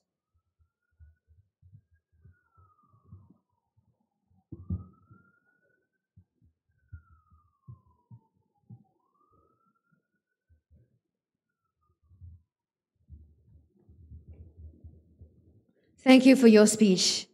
And now to conclude the case for the proposition side, let's welcome Zhao Jiho Oscar. You may begin when you are ready. Good morning, ladies and gentlemen. I'm the fourth speaker of the proposition team. The opposition team says that we should respect to the student's opinion and not forcing them to study coding.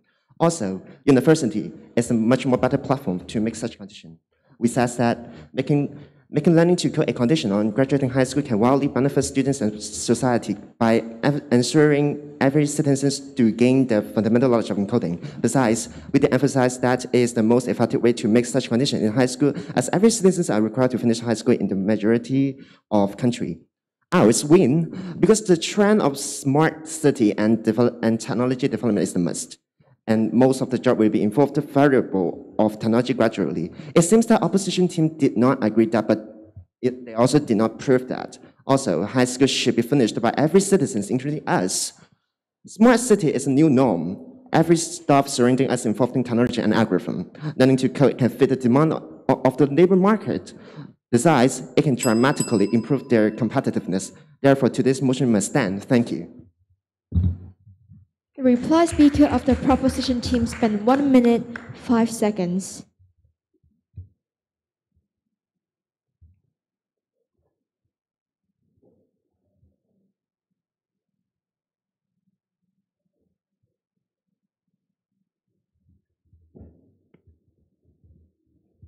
Thank you for your speech. This is the end of the third round of the debate, and I would like to once again invite the judges to make some comments for our contestants. May the judges please share their comments. Okay, thank you. Thank you for your participation. I guess this is a popular topic, and perhaps in the near future, we really have to think about whether we should make coding compulsory. Okay, let me give you some comments. So for this side, I think you need to give some clear and concise background information at the beginning.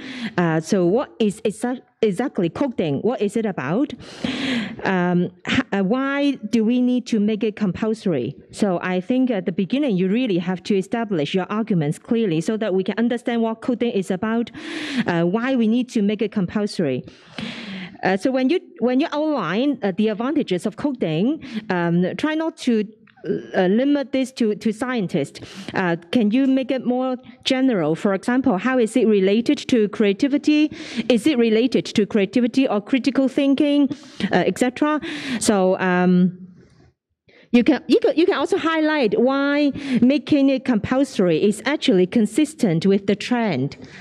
Okay, you can also refute the counter arguments when they are saying that doing so seems to limit students' choices. So you can say how making this compulsory can equip students with more skills required to survive or succeed in society in future. So this is something you can think about. And it seems to me that your arguments are rather weak. So why not compulsory? What is the key? The first speaker mentioned is because of the schedule. It seems tight. So if this is something important, if coding is something important or necessary, then we must be able to squeeze some time for it. All right. So you really have to focus on why not coding? And then the last speaker, you mentioned we have liberal studies, so we don't need coding. So why not coding? Why liberal studies? So again, you need to think about more specific arguments so that you can convince us that why coding should not be made compulsory. Okay, but I really appreciate your effort. I enjoyed listening to your speeches. Okay, thank you. Thank you, Dr. Chen, and thank you very much for your presentation this morning. Dr. Chen has talked more about the arguments, the content side, so I will focus more on your delivery side. Overall, I think the speed and the clarity of how you deliver your speech is fairly good, but some of you has spoken really too fast, so I couldn't really understand and catch what you said. So I think keeping your speech at a moderate speed so that people can listen clearly your key messages is important. Secondly, I also agree with Dr. Chen that you have to not only yourself be familiar with what you are saying, your subject matter, you also need to educate your audience on the subject matter, because coding, I think, is not a very easy topic to understand for laymen. So I think, first of all, you have to be familiar with your own subject matter. And then secondly, I think you have to identify the key messages to help your audience understand what you're trying to say.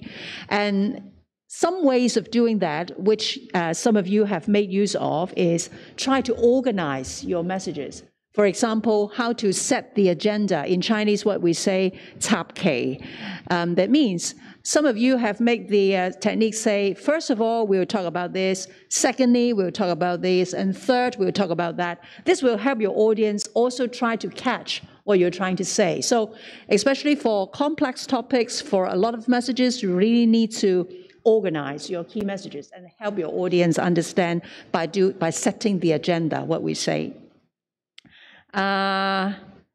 Also, if you are familiar with what you say, it will also help you to be a more confident speaker and to be more convincing when you try to persuade people to believe in what you say. So that's what I have in mind for your suggestions. But thank you very much, because I myself This is the first time I've heard of the word coding. So thank you very much for bringing that to me, and good efforts. Thank you very much. Thank you for your comments. The third round debaters may now return to your seats, and the fourth round debaters, please come in.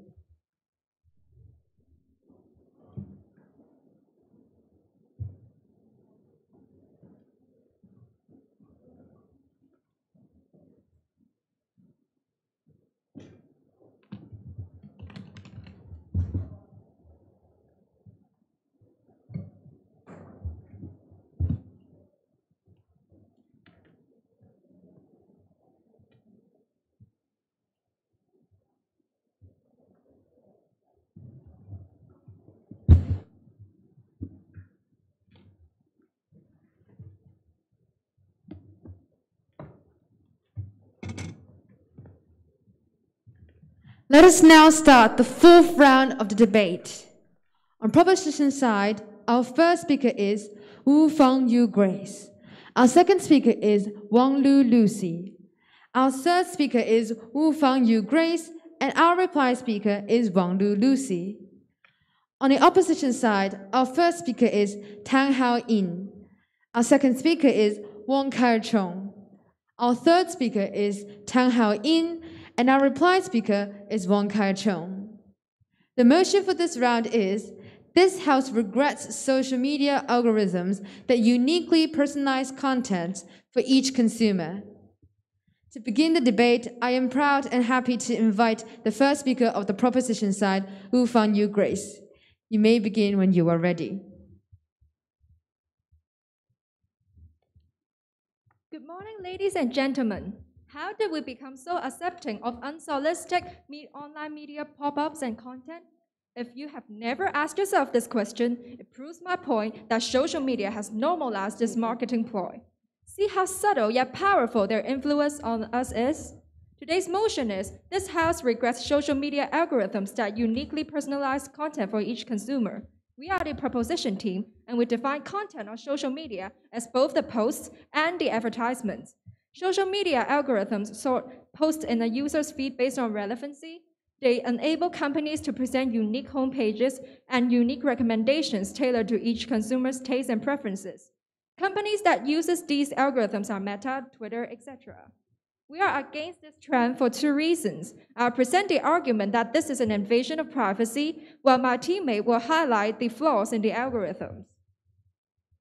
First and foremost, using these algorithms is an invasion of privacy, precisely because we have been coerced into agreeing to the terms of use defined alone by the social media companies. With the revenues made from manipulating users, big companies can afford to hire not one, but teams of behavioral analysts, engineers, mathematicians to find patterns in web activities of groups with certain traits, people like you and me. Sensitive information, for example, our health, our location, our finances, can be inferred from our internet data with powerful algorithms. But these details we don't necessarily want strangers to know. And when social media knows them anyway, it's creepy. Even if you turn off the Instagram's access to location, Instagram can still infer your location using your IP address and Wi-Fi connections. All these just so social media can send you nano-targeted ads. The tricky part does not stop here. Data from the first-party trackers are sometimes not enough, as social media algorithms need a vast amount of data to produce accurate predictions.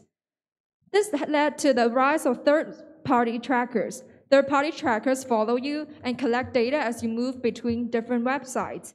Third-party tracking is integral to our content landscape now, as it greatly increases the relevancy of our newsfeed. This is how your search for sneakers on Google appears as a sneaker ad on Instagram. It implies when we visit our website, we do not know who is collecting our data, maybe Snapchat, maybe TikTok, we don't really know. And this is dangerous, knowing how powerful our data is.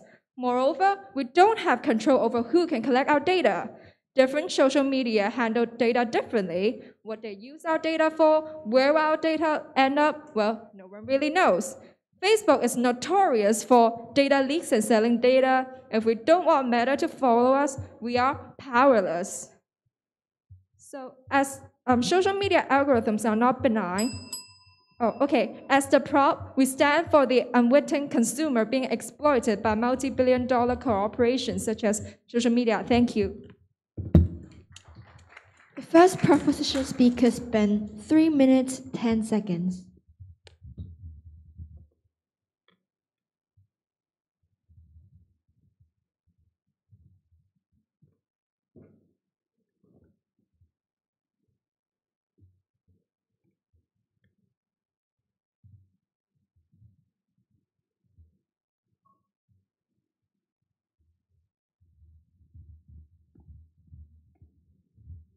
Thank you for your speech. And now to open the case for the opposition side, let's welcome Tang Hao In. You may begin when you are ready. I shall begin my speech in 3, 2, 1. Around 4.62 billion people, which is more than half of the world, uses social media in 2022, with an average time of 2 hours and 27 minutes per day. Within this number of people, there are small businesses, companies, influencers, and a tremendous amount of users from all across the globe. A good deal of social media platforms use algorithms to match posts with the right audience, due to it being designed to show users with a desired category of posts based on data and past activity. Good morning, everyone. We are the opposition. Do not regret the social media algorithms that uniquely personalize content for each consumer. Before I define some terms in the motion, let me serve some rebuttals to the affirmative. The affirmative has tried to tell us there is a privacy concern in obtaining users' online information to achieve personalized data. They have mentioned this. However, this claim is only part of the story. Collecting information without the consent of users is illegal and violates the rule of generating personalized content. According to the Personal Data Privacy Ordinance, the data user must inform the data subject and use the personal data only with the data subject's consent and provide the kind of personal data to be used. Even with the third-party tracking with the authorized personal data is in your control, as you, the user, have signed the terms and conditions that agrees to giving out your data. Therefore, collecting unauthorized data is not a part of producing personal content and should not be discussed in today's motion. Our team defines a social media algorithm as a way of serving and recommending content to users on a specific page based on their online activities such as searches, what they click, post, and like. Personalized social media algorithm is not to be confused with typical algorithms based on post popularity and other factors that are not based on data collected by the personal action. Our team line is why regret when this is a win-win-win situation. I, as the first speaker, will be explaining the benefits of serving personalized content with social media algorithms towards small businesses. Our second speaker will then further elaborate the benefits towards social media companies and consumers. Lastly, our third speaker will serve our last round of battles and sum up our team's case. In terms of cost effectiveness, serving personalized content with the use of social media algorithms can help small businesses effectively find their target consumers and audience at a relatively low cost. Small businesses with limited capital are no longer bound to traditional advertising methods such as TV ads, billboards, and posters. According to Hong Kong Free Press, it costs around 270,000 Hong Kong dollars just for advertising in the MTR light rail in-train tube cars. Such traditional advertisements are one, costly, but we can literally pay 1/4 of the price to reach the same, if not more, numbers of people on social media platforms. 2, it can reach and target people who may be genuinely interested in the product based on your online activities, which greatly increases the effectiveness of the advertisement. That is why it attracted and even helped over 200 million businesses, according to Instagram in 2022. In conclusion, with serving personalized content to consumers with a social media algorithm, it can help businesses effectively market their products and services to the right audience and help enhance their marketing tactics at a relatively low cost, which can help them generate more revenue. Why regret when this is a win towards businesses? This is why the motion must fall. Thank you. The first opposition speaker spent 3 minutes 11 seconds.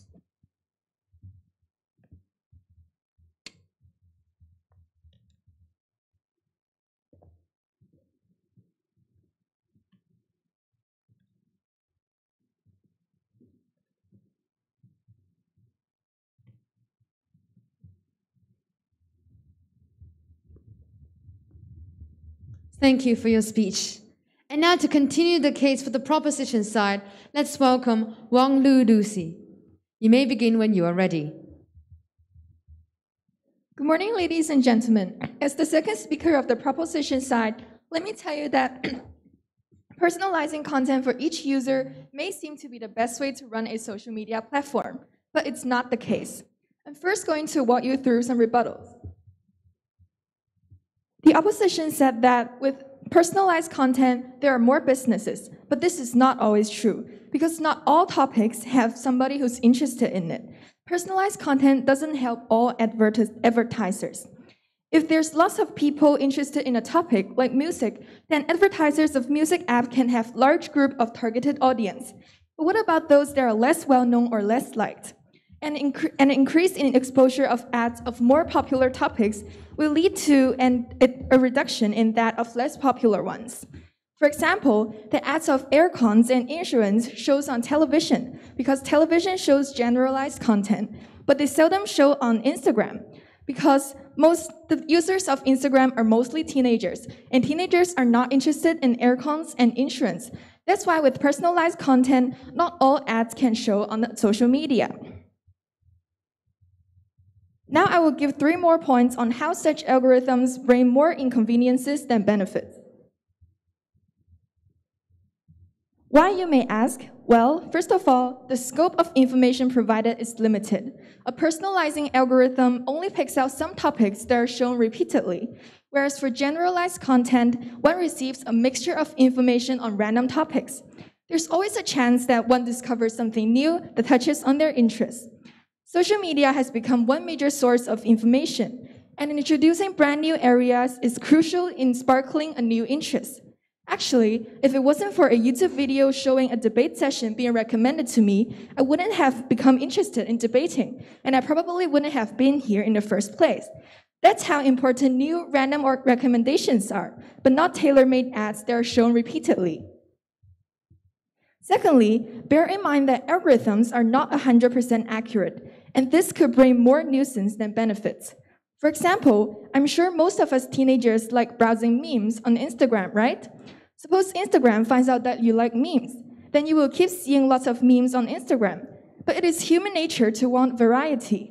When you're fed up with memes and want to see something else, it's hard to tell the algorithm. You have to deliberately search for some new content in order to change the feed. For this reason, some people even created multiple accounts for the sake of viewing different content. What a nuisance. Now let's put ourselves in the web developers' shoes and think like them. Personalizing content is not always sunshine and rainbows for them either. It is a difficult job. Facebook and Twitter alone have different algorithms to personalize content. It's an ongoing process depending on the user's interests.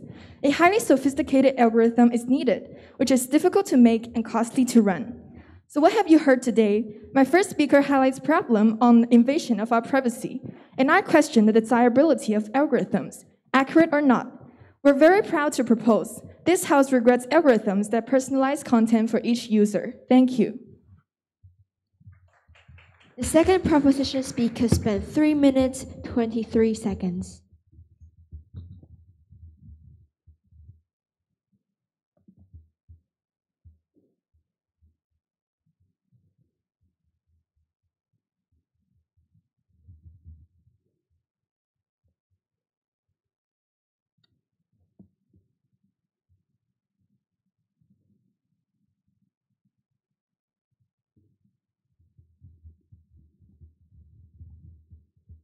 Thank you for your speech.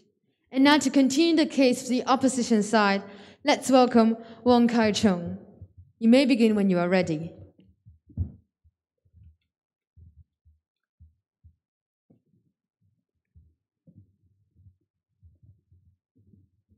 I'll start in 3, 2, 1. Good morning, everyone. Before I continue my team's case, I would like to serve some rebuttals to the affirmative side. The second speaker of the affirmative side has mentioned that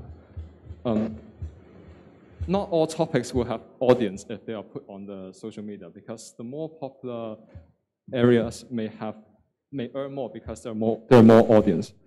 But I would like to point out that whether the content can be shown on social media, should not be determined manually. Like, we cannot force some content, for example, the aircon and insurance, to be shown on social media because there's no interest by its users. Whether the content can be shown on social media should be determined by the demand and supply, which means the economy, or whether there is need for this for this product to be shown on social media, it should not be controlled by us. Also, the second speaker has mentioned that there will be less variety if we use personalized content. She has pointed out that YouTube had, some videos have made her learn debate because the videos are randomly shown. However, I'd like to point out that personalized content can provide you even more debate videos that can help you to improve. Because now you start to have the interest of debate. Now, personalized content can give you more debate videos that can help with improving your debate skills. Back to my points.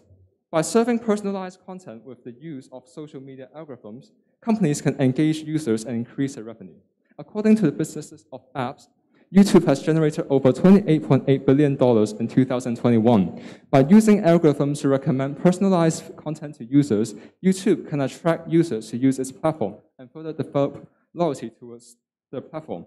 This accumulates a larger audience and can then attract companies to buy advertisement from YouTube and generate a greater amount of revenue for YouTube and the creators, as what our first speaker has mentioned about benefiting small businesses and branding. Moreover, this is also beneficial to the users as it helps automatically filter out things that they may not be interested in. Users can be immediately served with the content that they are interested in without having to go through the trash, thus saving their time. According to a survey by McKinsey & Company, 75% of the respondents agree that personalized content makes navigating online and in-store easier, and 76% gets frustrated when personalized content is not provided. This shows that personalized content improves user experience. In conclusion, personalized content can not only help platforms to increase their revenue, but improve users' experience by saving time finding content that suits them individually. Hence, this motion must stall. Thank you. The second opposition speaker spent 2 minutes 57 seconds.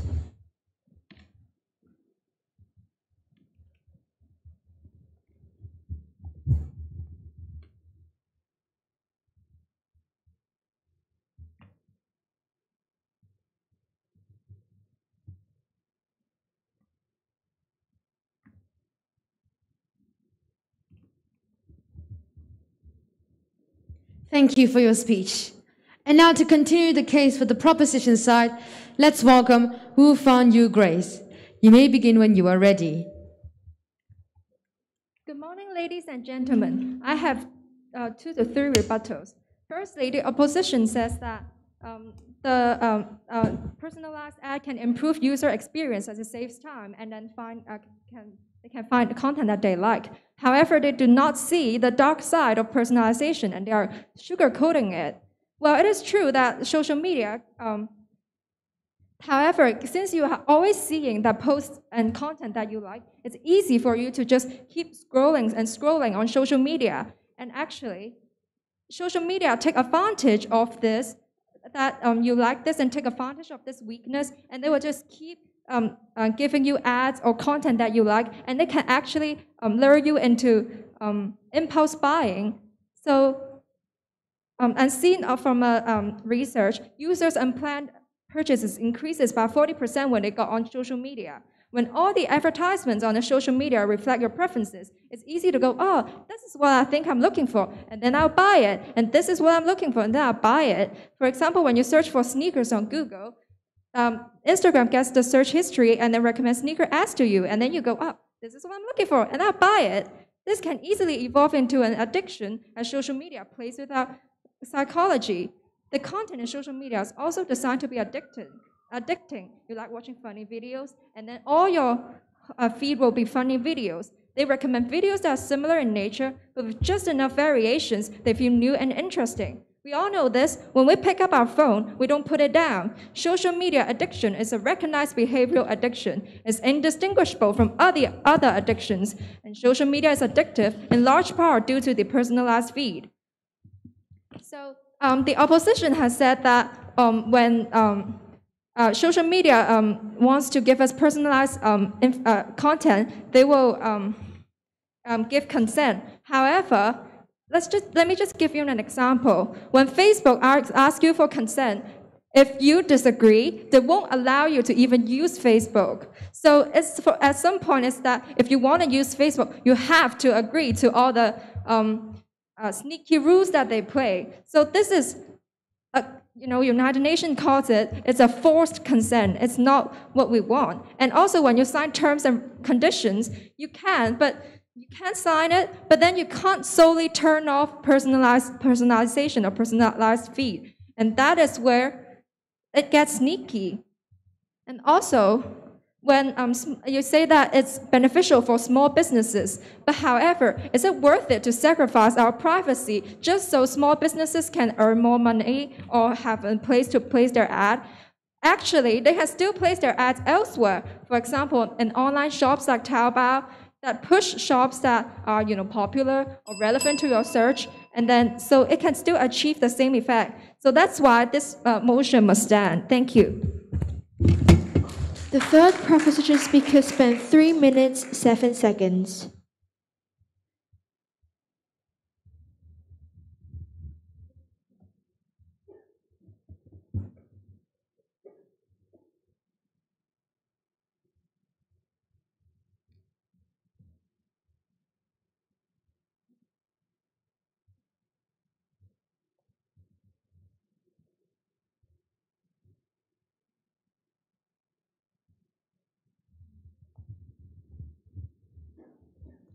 Thank you for your speech.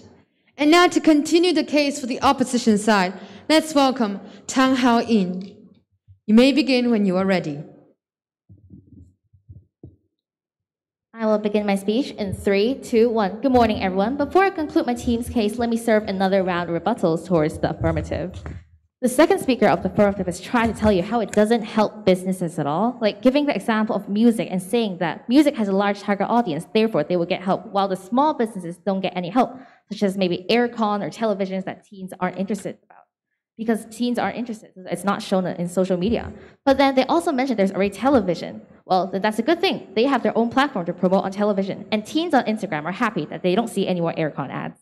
They also mentioned how it was boring and maybe some users want new content and the personalization of your content will block this.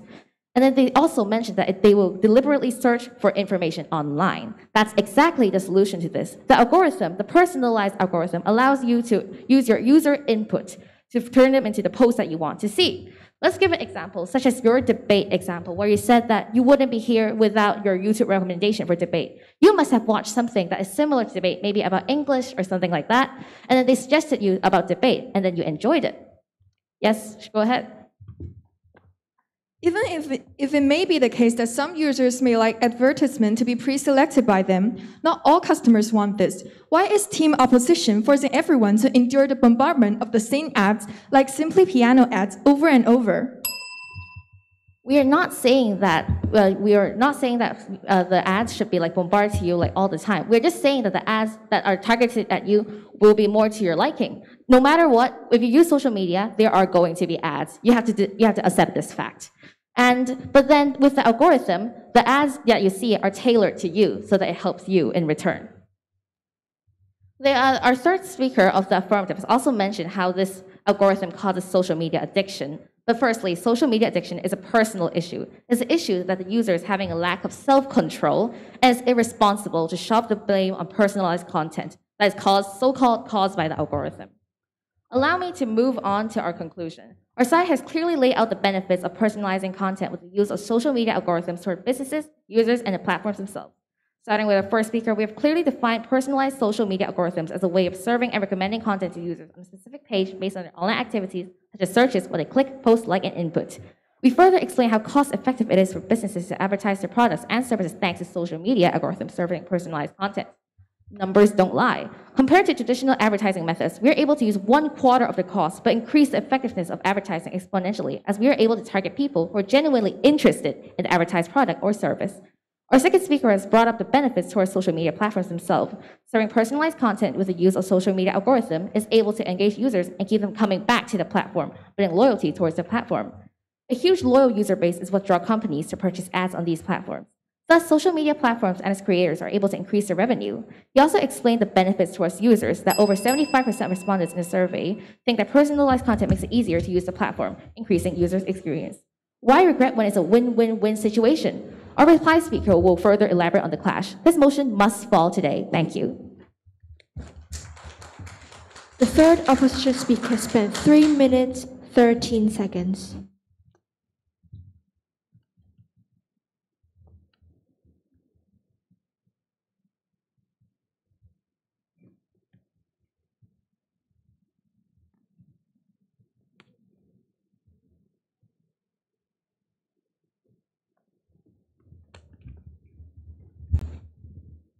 Thank you for your speech.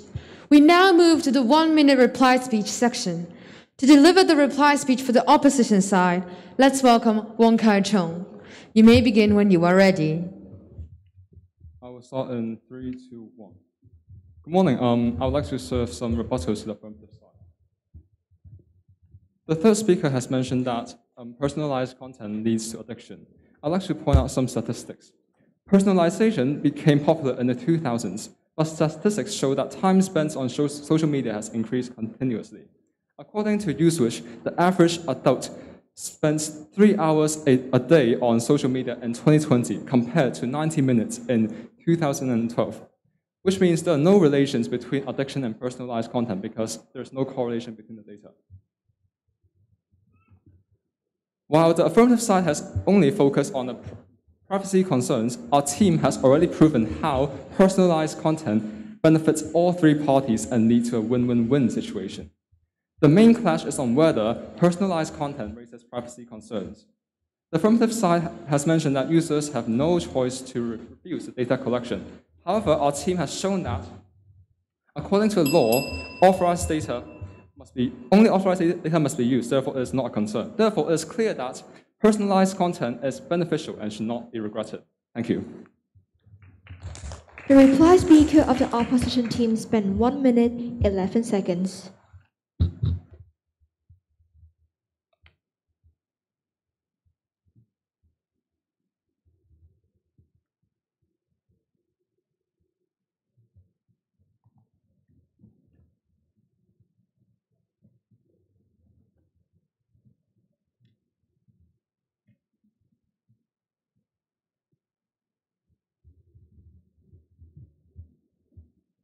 Thank you for your speech.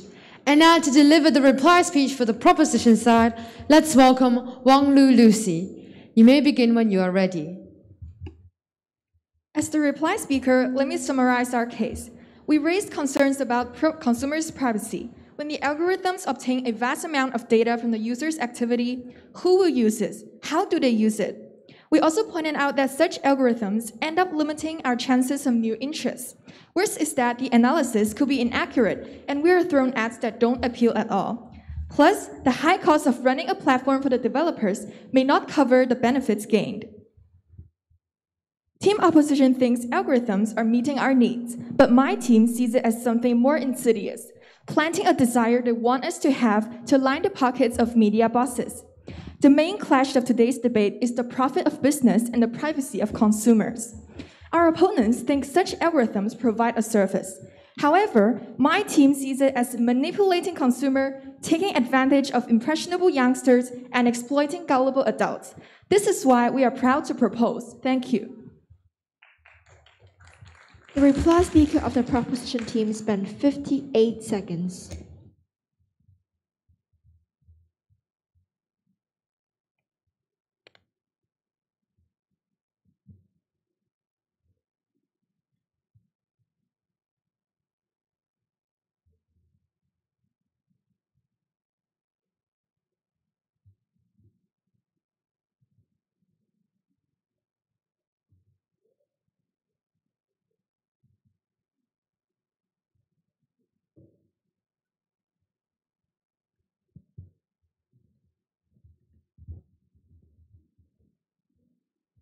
Thank you for your speech. This is the end of the fourth round of the debate. And once again, I would like to invite the judges to please give us some comments for the contestants. May the judges please share their comments. Thank you. So this was so exciting. And this time I can hear some substantial and more specific arguments from both sides. So you should have done much research on the topic. Well done. So many arguments are quite convincing and good. So you focus on privacy, the impact, and then you also talk about why this is not desirable. Variety is important. It seems interesting. This may also be related to addition, okay, and your point about forced consent. So yeah, I find these arguments more specific and convincing. And then you also used a lot of statistics examples to illustrate your point. Yeah, so well done. Yeah, thank you. Thank you, Dr. Chan, and thank you all of you for your sharing this morning. I would talk more about your presentation. I agree with Dr. Chan that this is the best round I can catch the arguments of both teams, mainly because I think most of you speak in a very clear voice and at a very good speed, so I can manage to catch what you say. Because no matter how good your research has been done, how good you have prepared your messages, if you just speak like a robot, or just like you're doing a rap talk, I don't think I can hear what you say.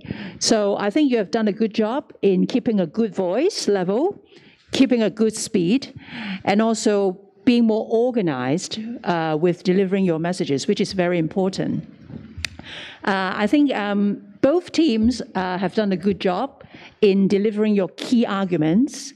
And I would expect Team 1 to elaborate more on the harm of privacy being deprived. And for the second team, I also appreciate that you bring out the benefits of having the algorithms in the social media, because you said customer experience will be better and customers will save more time because they will be given information that's more relevant to their interests. So at least I can grasp your main argument, which is very good. But you need to really slow down your speech, especially the first speaker. Otherwise, no matter how good your points are, I don't think I can catch it. So which is quite a pity, because I'm sure you have lots of arguments in your preparation as well. So again, your speed, your voice, and clarity makes a big difference in whether you can bring out your argument and whether you can convince your audience. Thank you very much. Well done. Good efforts. Thank you. Thank you for the comments. The fourth round debaters may now return to their seats, and the fifth round debaters, please come in.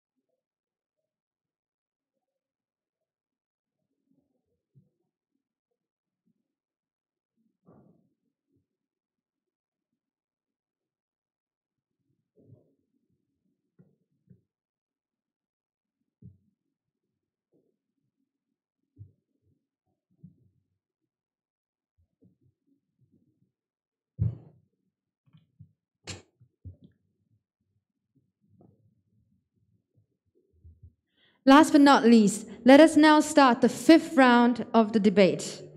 On proposition side, our first speaker is Won Ethan LC. Our second speaker is Ao Yuen Yan Tong Nikki. Our third speaker is Yuen Edison Man Han. And our replied speaker is Ao Yuen Yan Tong Nikki.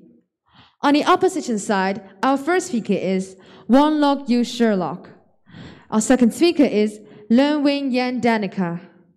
Our third speaker is Lam Jerk Ting Veronica. And our reply speaker is Leung Wing Yan Danica. The motion for this round is This house believes that technology has changed our life for the better.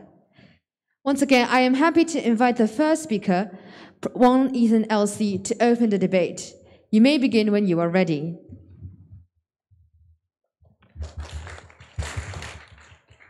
Good morning, ladies and gentlemen. I'm the first speaker of the proposition team. So, what I'm going to be introducing is, as the first speaker, I'll introduce the team line, which is technology is here, is beneficial to us, and is here to stay. And also, I will introduce our team division and our arguments. Our second speaker will elaborate on our arguments and make a little conclusion about that. Our third speaker will summarize and conclude all our arguments. So, about the team line, this house believes that technology has changed our life for the better. I would like to define the motion for a bit. First of all, technology should be defined as the application of scientific knowledge for practical purposes, especially in the quaternary capital and knowledge-intensive industry. For example, ICT is a great example. Secondly, for the better, it should be defined as it can help and benefit us, such as things that improves our health. Thirdly, the phrase change should be also defined as make something or somebody different, alter or modified than before. So, for the first point, our team firmly believes that technology improves communication. Imagine a few decades ago, a message could take days or even months to arrive at the receiver's hand.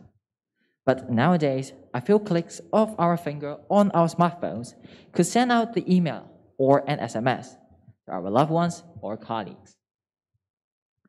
Nextly, communication technology is the new version of the carrier pigeon. In ancient times, do you remember the send message of the pigeon method? People tie notes on the leg of the pigeon, so they will fly to the destination. However, it could go off-route. There is no telling that if the message is actually delivered. Have you ever seen the logo of Twitter? Yes, it's literally a bird, representing the pigeon method, the technology replacing the pigeon method. With such a drastic development in SMS technology, apps such as WhatsApp and Discord do exist and fix the faults of the pigeon method.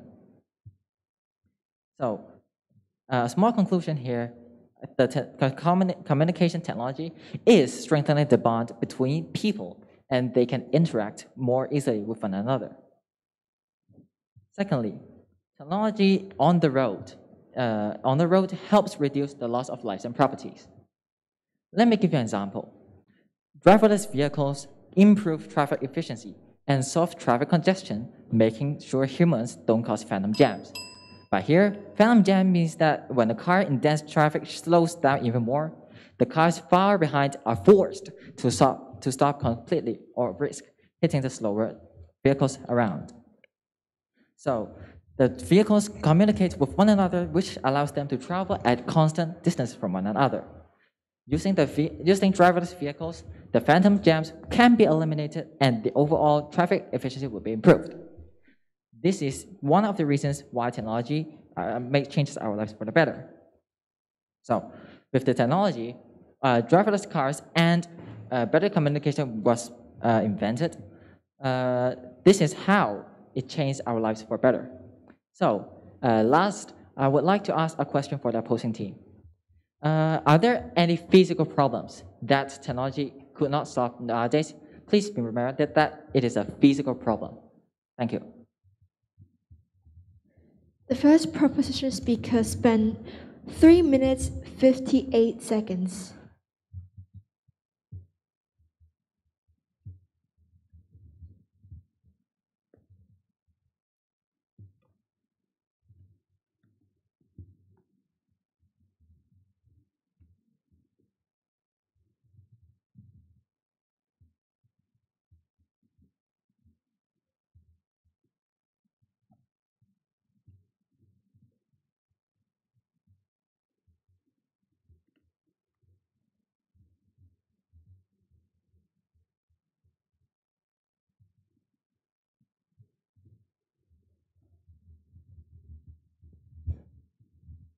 Thank you for your speech. And now to open the case for the opposition side, let's welcome Wonlock Yu Sherlock. You may begin when you are ready. Good morning, ladies and gentlemen. We, the opposition team, believe that today's motion must fall. So, first, let me offer some rebuttals. Your team has stated that driverless cars are very beneficial to humanity, but technology has its flaws. If something is wrong with its coding, then an accident occurs, who will be responsible? The AI, the driver? But the driver is not programming the car. Another problem is that technology allows better communication, but we don't agree with this. With new technology like phone contacts and Google Maps, we no longer memorize phone numbers or directions. Truly, one can say that technology brings us closer together. But if we are deprived of this technology sudden, say in a case of a power cut, then we are completely isolated. And we can't even write letters to each other because most of us, after graduating school, will have forgotten how to write or spell due to the usage of texting and autocorrect. With that out of the way, allow me to introduce our points. The arrival of technology has increased our reliance on external forces and objects, and in turn decreased our reliance on ourselves and our trust in our abilities. Think about it. While all these devices, electronics have certainly made our lives more convenient to a degree, mainly by shortening the time that it takes to complete mundane tasks, we will eventually forget how to do these tasks. Since the emergence of electric kettles and gas stoves, we neglect the importance of knowing how to do tasks such as start a fire or purify water. We never learn how to do them because we don't have the need to. But will this really result in an improvement with humanity in the long term? I only know that most of us will end up dead within a week of being stranded in a desert island precisely because technology has robbed us of the need to learn how to start a fire. So aside from our intelligence and survival abilities rotting away, our bodies are also in danger. It is evident that prolonged usage of technology such as smartphones and tablets will inevitably lead to neck and upper back pain because of the slouch and hunched positions that most users will adopt. After some time, nasty things such as spinal dysfunction and joint degeneration will happen to our bodies. Another unpleasant side effect that technology brings to human bodies is bad quality sleep and lack of alertness. Blue light from devices will delay internal clocks. As the amount of deep sleep one gets decreases, one will be devoid of energy the next morning, and over time, this could rack up to insomnia and significant chronic deficiency in sleep. The so-called making life more convenient property of technology also has the tendency to reduce our movement, resulting in a more sedentary lifestyle and has less calories burned, contributing to the risk of obesity, diabetes, heart diseases, etc. The list of harmful, insidious effects on technology on our physical health just goes on. And the proposition team has stated that there's no physical properties that technology cannot solve, but technology just keeps bringing physical properties. So has technology really changed our lives for the better? Proud to oppose. The first opposition speaker spent 3 minutes, 7 seconds.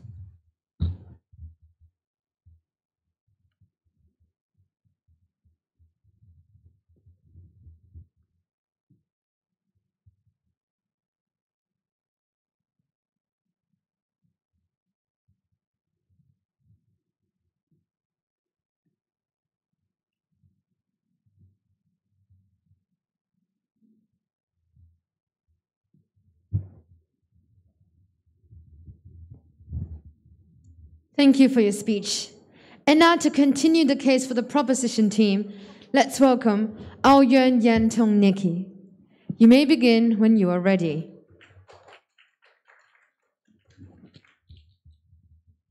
Testing. All right. Good morning, ladies and gentlemen.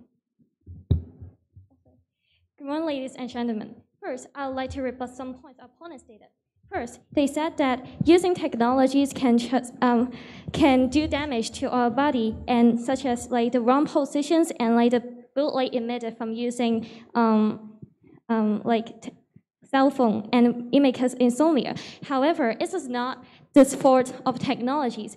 It is actually the fault of the users. As long as we don't reuse the technologies and use correctly, such problems should not have happened. And actually, posture is your choice. You choose to have bad postures, then you developed some disease tied to it. you can blame no one but yourself. What we should and can do is to raise awareness of such an issues, as well as promoting ways to alleviate the issues for users. Let's get back to the stance. Our team line is, technology is here, it's beneficial to us, and is here to stay. Our first speaker mentioned that technology improves communications and creates beneficial products for us. Now, I'm gonna talk about how technology benefits humans as a whole. Stephen Hawking, a great physicist and cosmologist, he suffered from a disability his whole life, but that did not stop him from his aspirations. He was able to continue to do his research because of assistive technologies. Without it, could he still have accomplished so much? These techs help people with disabilities to learn or explore the world more easily. Secondly, technology protects the environment. Our energy mainly comes from burning fossil fuels nowadays. However, as we all know, burning fossil fuels emits countless greenhouse gases, which aggravates global warming. However, renewable energy resources, such as wind power and solar power, are now commonly used. They neither require a lot of energy to function, nor emit as much carbon dioxide as fossil fuel burnings once did. According to the International Renewable Energy Agency, renewable energy would have reduced carbon dioxide drastically by 17% by 2050. Last but not least, technology saves lives. Take coronavirus as a sample. At first, the situation was dire. Thousands of people were dying from the virus every day. Now, with the help of vaccines, the death rate has dropped dramatically. According to the New England Journal of Medicine, vaccinations was responsible for saving 140,000 lives in the United States through May 2021. During that time, the researchers estimated that the number would have reached 709,000 deaths if not for vaccinations. In conclusion, technology is the solution for many important global issues we humans are fighting, and definitely has changed our life for the better. Before I end the case, I would like to ask the opposition team one question. Should we just blame all the damage technology may do to us as their fault? It is actually our choice to use it correctly or properly. Therefore, today's motion must stand. Thank you. The second proposition speaker spent 3 minutes, 6 seconds.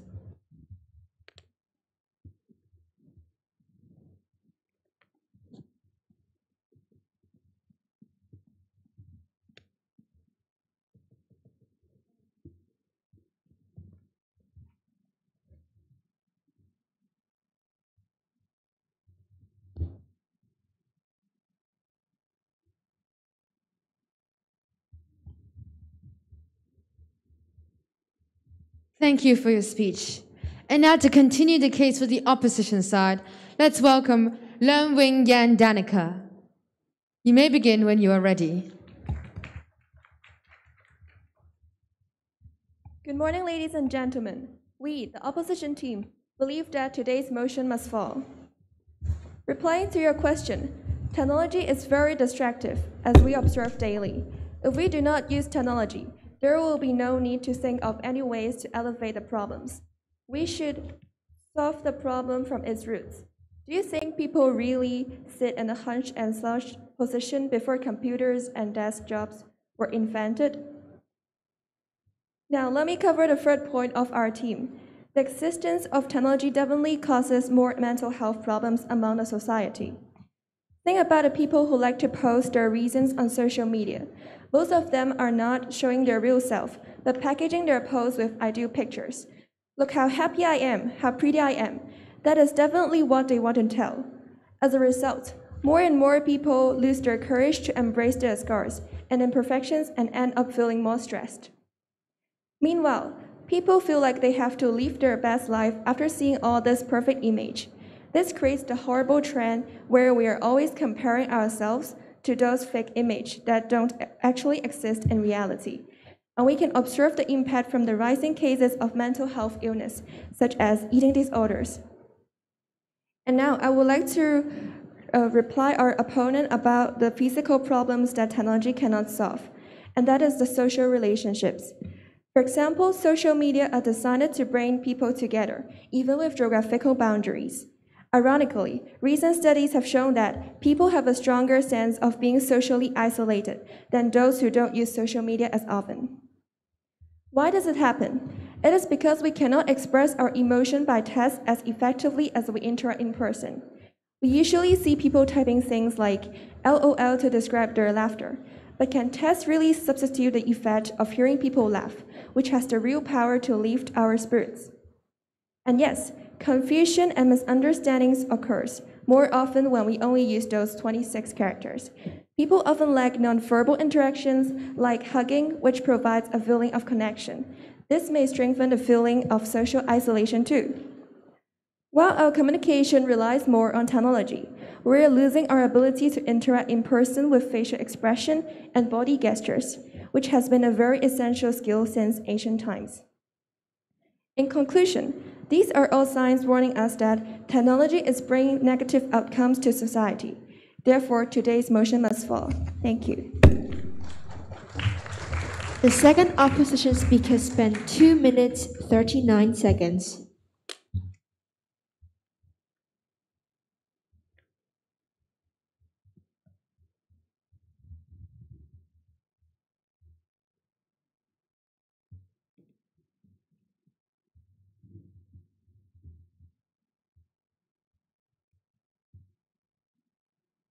Three, two, one, go. Good morning, ladies and gentlemen.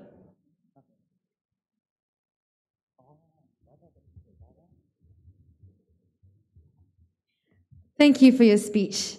And now to continue the case for the proposition side, let's welcome Jörn Edison Manhorn. You may begin when you're ready. 3, 2, 1, go. Good morning, ladies and gentlemen. I am the first speaker of the proposition team, and I will make a conclusion, as well as give some rebuttals to the other team. First of all, the opposing team raised the point that technologies such as social media platforms cause cyberbullying, making people feel more isolated, and with such isolation present, causing further stress and anxiety in people. However, social media platforms also give many people support for different things. People that have gone through traumatic events in their life have formed groups on the internet to support one another. Are you saying those are useless? Are you saying those are not fair? Because if you are, you truly are a fool.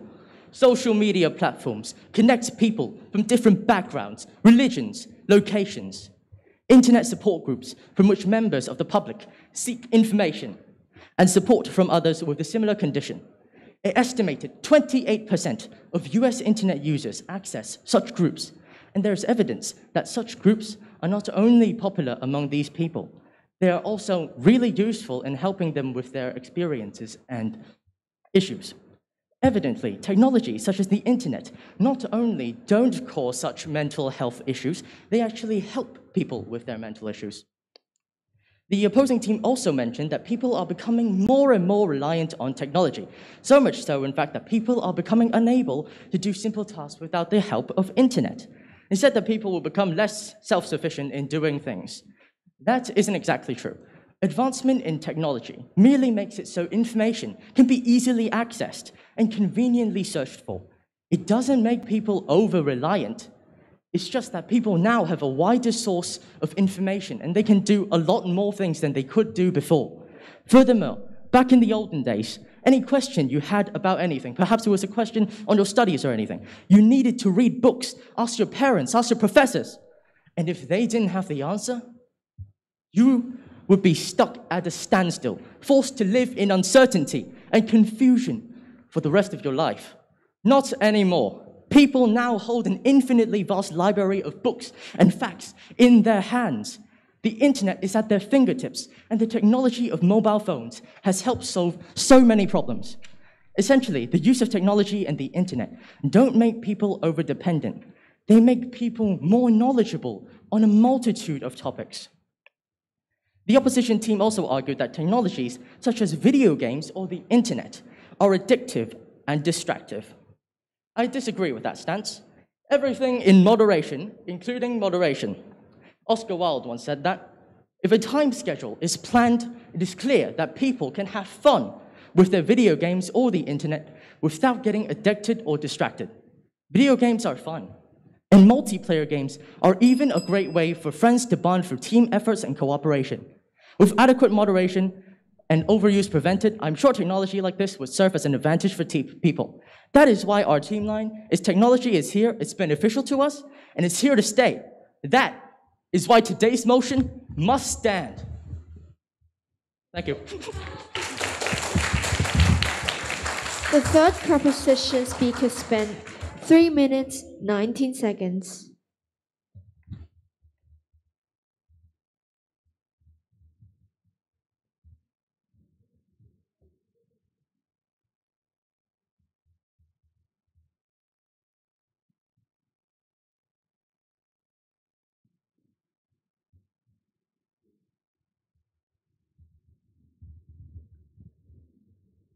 Thank you for your speech.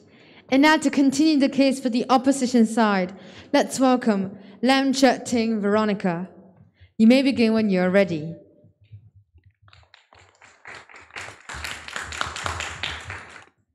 Good morning, ladies and gentlemen. We believe that today's motion must fall. First of all, let me offer some rebuttals. The proposition team mentioned that because of the technology, people can search information more easily online and do more things than before.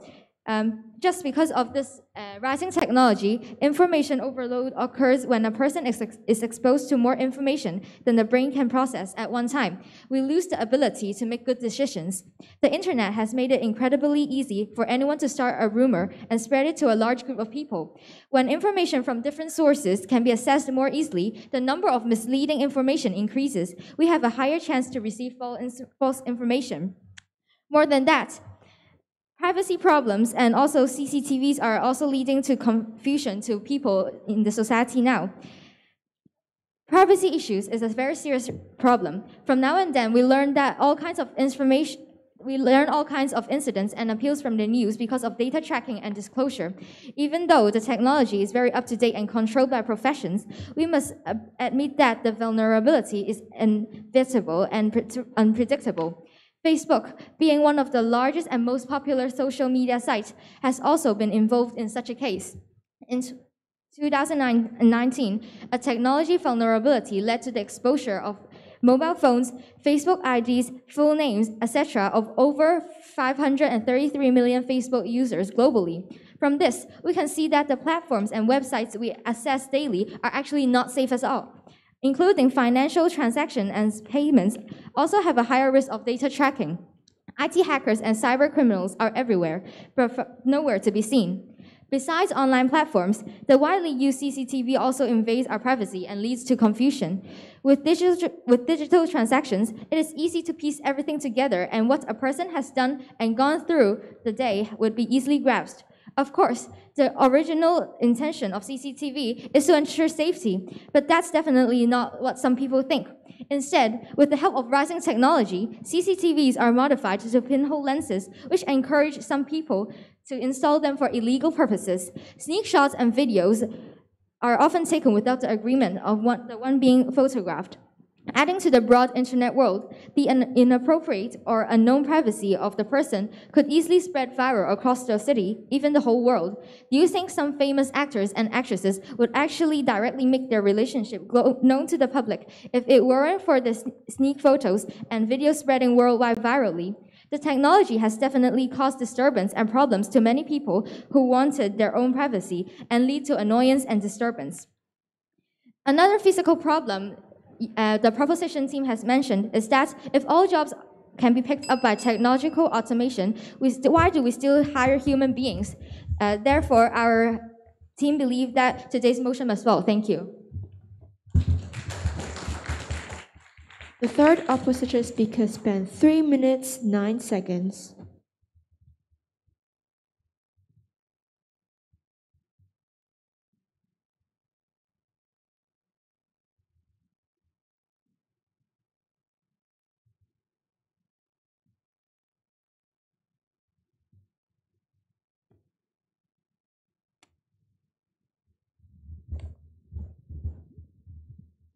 Thank you for your speech. And now we move on to the 1-minute reply speech section. To deliver the reply speech for the opposition side, let's welcome Leung Wing Yan Danica. You may begin when you are ready.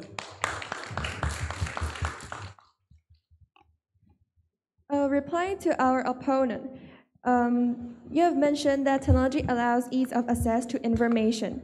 Well, the information is so readily accessible at our fingertips, so we don't even bother memorizing any of it. We end up retaining very little of the information that we came into contact with. Now, how is this a problem? The thing is, give a man a fish and you feed him for a day. Teach a man to fish and you feed him for a lifetime. It is simply ridiculous and not sustainable to perform a Google search every single time you need a particular piece of information when you could have just committed it to memory, so you will have it stored in your brain forever. And people with past trauma are composed of only the minority of the world's population. And among these people, have you considered that some of their trauma have been caused by negative experience with stalkers and cyberbullying? These problems are also caused by technology. Therefore, our team believes that today's motion must fall. Thank you. The reply speaker of the opposition team spent 1 minute 5 seconds.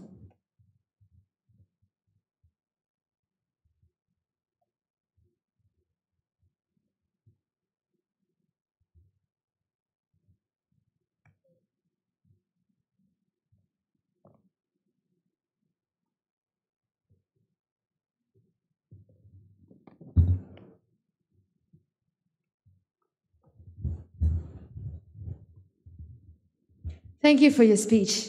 And now to deliver the reply speech for the proposition side, let's welcome Ao Yun Yan Tong Nikki. You may begin when you are ready. Good morning, ladies and gentlemen. I'm the reply speaker of the proposition team, and I'm here to give the reply speech. However, before starting the reply speech, I would like to remind everyone that the fact that nothing is perfect. Everything has their shortcomings and goods. However, our opposition teams repeatedly saying that technology will do physical and mental damage to us. But they seem to have forget the fact that these issues can actually be solved, depending on how the users use technologies. As long as users use the technology properly and be aware of the possible damage, actually no harm can be caused. And they have obviously neglected technologies have actually bring us more harm than good by saving human and by saving human. For example, just as our proposition team has mentioned, technology improves communication, strengthening the bond between people. It also saves life via vaccines. It even helps people with disability through speaking technologies. Finally, technology protects the environment and saves Mother Earth. That's why technology has changed our life for the better. And this is why today's motion must stand. Thank you. The reply speaker of the proposition team spent 1 minute 7 seconds.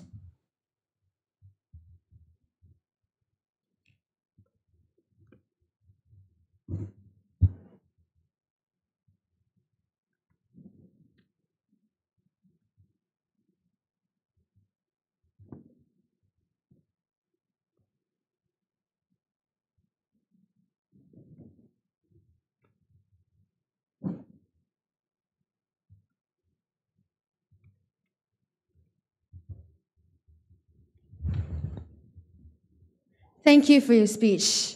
This is the end of the 5th round of the debate. And once again, may we now invite the judges to share some comments for our contestants. Judges, please. Thank you very much. I can feel your passion, and well done. Now, this is a highly debatable motion. It really depends on how you define technology, what you refer to by technology, and how you interpret better. As a speaker, I guess you need to be able to demonstrate your awareness. There are both pros and cons. So how do you measure, how do you weigh the different factors before you can really argue whether technology has changed our life for the better? All right. You have raised a few key questions. So you mentioned whether technology leads to more convenience, or actually it leads to more isolation. Does technology really affect our competence and autonomy? So these are good questions to consider to raise. Now, it's true that there might be misleading information on the internet, but there may be ways to address the issue. So this may not necessarily mean that technology is negative. So that's some of my comments, but well done. Thank you. Thank you, Dr. Chan, and thank you, everyone, for sharing your arguments. I would talk more about the techniques and also the presentation style. I would start with your good things first.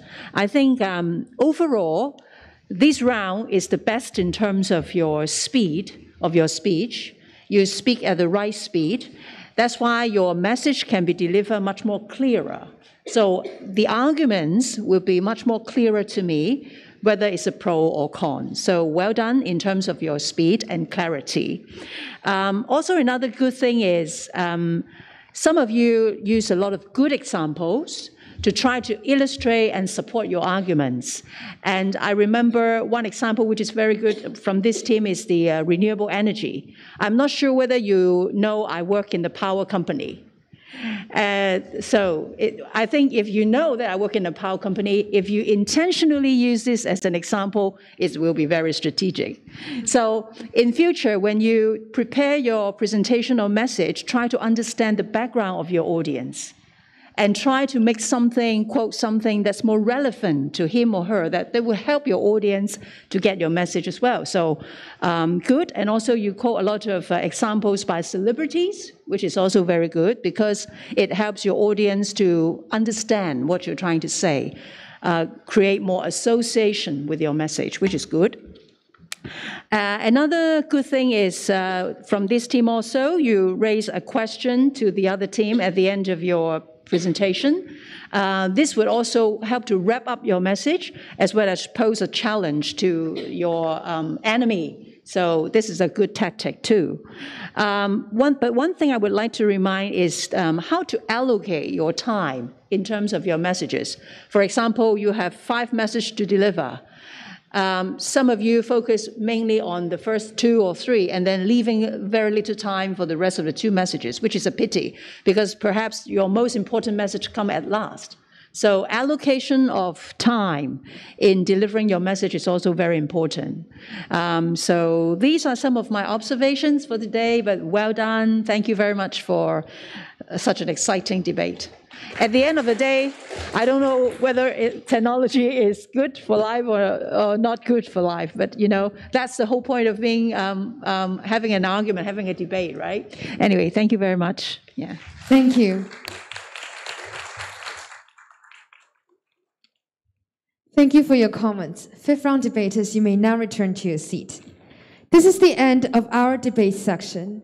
We're sure that everyone has been incredibly impressed by our debaters' performances and enjoy listening to their speeches. The judges will now proceed to deliberation. Please stay with us for the awards ceremony that is going to take place at tentatively 12:55 p.m. See you all soon.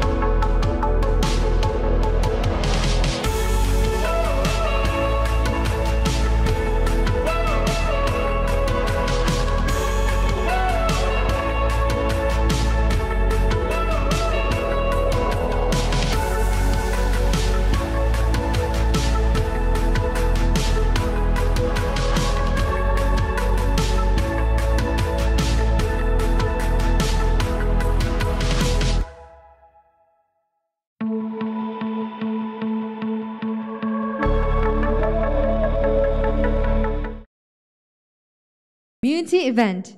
To any friends who might have missed it, I'm Natasha, the chairperson and MC of today's event. Let us welcome once again our judging panel, as well as our guest of honor, the Honorable Jovi Chen Wing Yan and Miss Alice Lo Wing Yan, with a warm round of applause.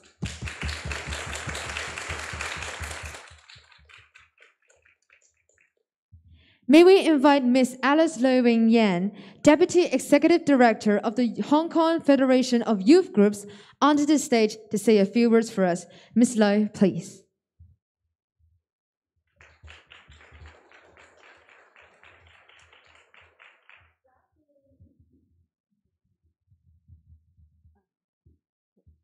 Okay, I can hold it. Okay. Good afternoon, distinguished Okay, thank you. Okay. Good afternoon again, distinguished Jovi Chan, judges, teachers, participants, and fans. Welcome to the annual Chamber event organized by the HKFYG Leadership Institute, funded and supported by the Language Fund and also Scholar. My warmest congratulations to our young participants. Well done. I enjoy your presentation very much today. All of you have tried your best and demonstrate the energy of young people. I'm very proud of you. The pandemic has limited learning, working, and different activities online. I learned that your training classes were also conducted online in April and May. However, boldness and convenience use of the internet has allowed us to accomplish more through speaking in an influential and powerful way. Today, I'm so happy to look at your participation during the showcase as your wave of positive and strong. You're willing to take part in the event with commitment, to challenge yourself, and also having fun.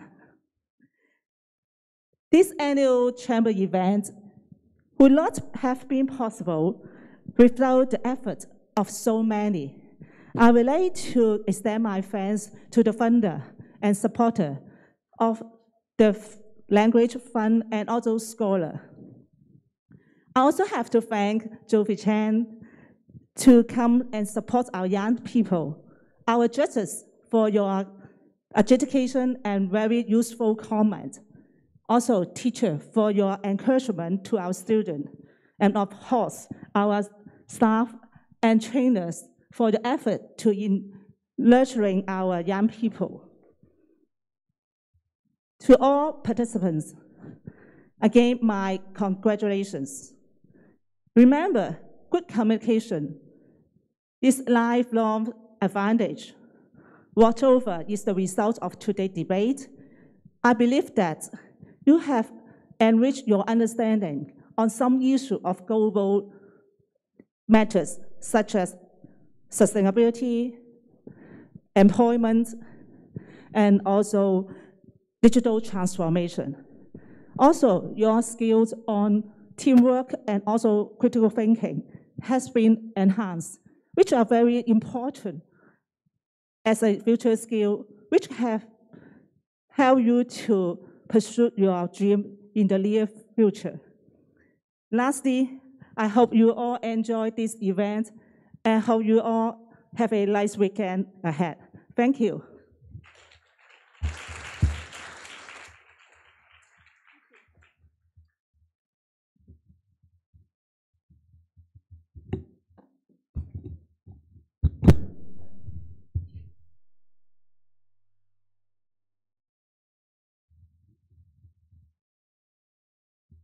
Thank you, Alice. Today, we are honored to have the Honorable Jovi Chen Wing Yan, the Legislative Council member of the Hong Kong Special Administrative Region, here with us today. May we now invite Ms. Chan to speak a few words of encouragement to our young debaters. Ms. Chan, please.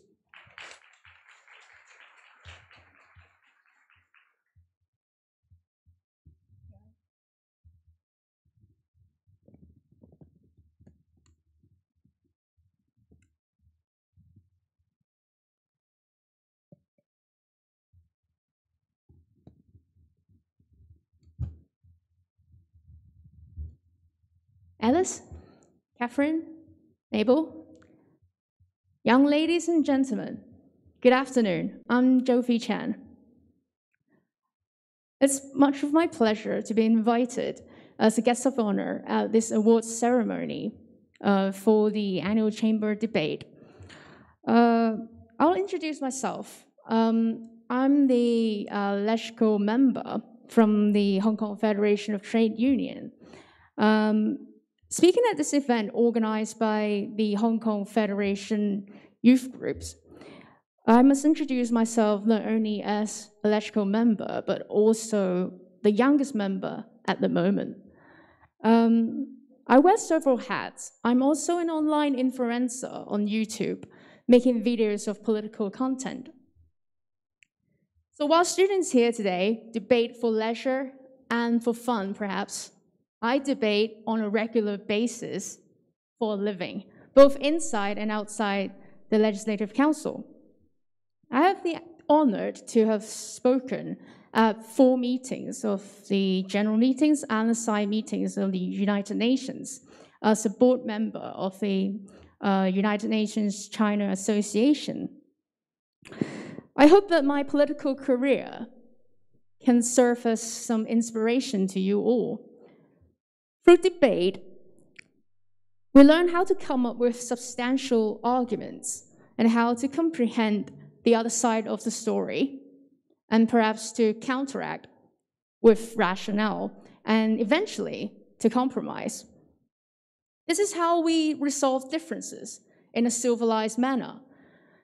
And therefore, I must express my gratitude and my support for the Hong Kong Federation of Youth Groups Leadership Institute for organizing such a meaningful program for students, and may I say, for the leaders of the future. So round of applause to the Hong Kong Federation of Youth Groups.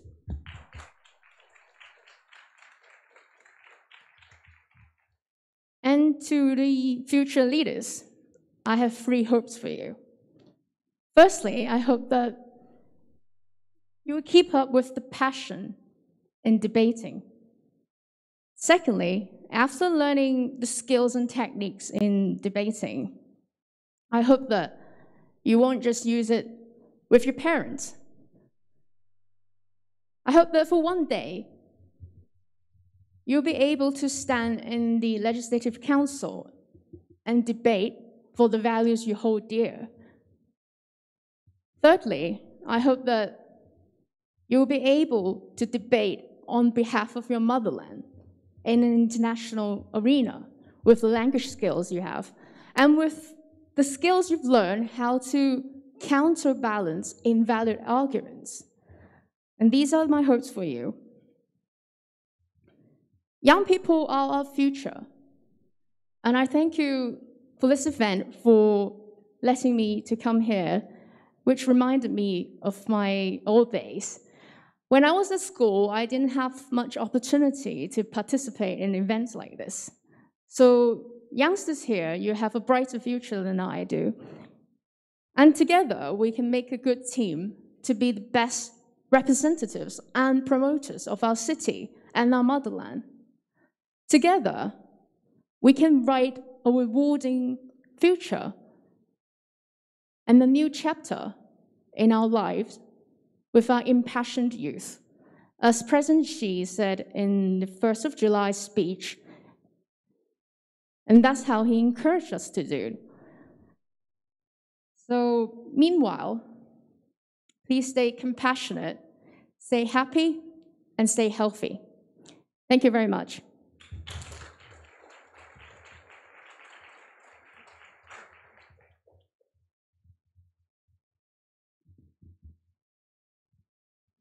Thank you.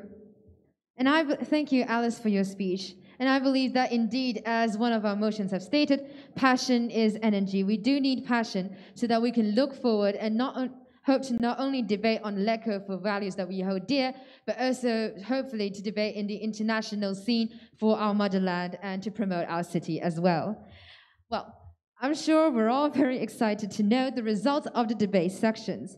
But before announcing the results, let us please invite our judges to give our contestants some comments on today's debate.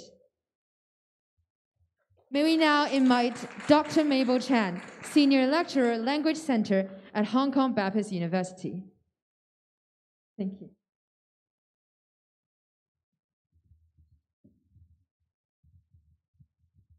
So thank you. I would like to first thank the organizer for organizing this meaningful event for our students. And I would also like to thank all the student participants to join this activity. Now, this is meaningful because developing argumentation is a key skill nowadays. So how to influence, how to convince, how to make decisions, these are all important, not just in our daily life, but in the workplace as well. So I hope after today, you will still explore the topic further, and then one day you will become a credible speaker, an effective presenter. Now, we are going to announce the winners very soon. No matter whether you are the winner or not, you should be proud of yourself because you have already taken the initiative to try, to challenge yourself. And this is something you should be proud of. So congratulations and well done. Thank you.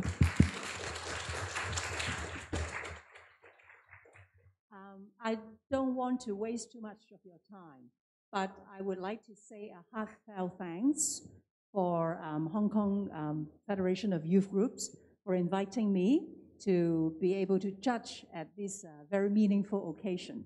And I'd like to thank every one of you because I think you have done a great job. All the topics of debate today are not easy at all. They are very high level of debates that one day you may be confronting them in the LegCo. So you have done a great job in doing the research, in preparing for your arguments, I'm sure in rehearsing your delivery for today. So well done, thank you. I have learned a lot. I've reminded myself a lot of how we should communicate. As a communicator and also a master student in communication, I remember what communication is from my school days. Just remember, communication is a two-way thing.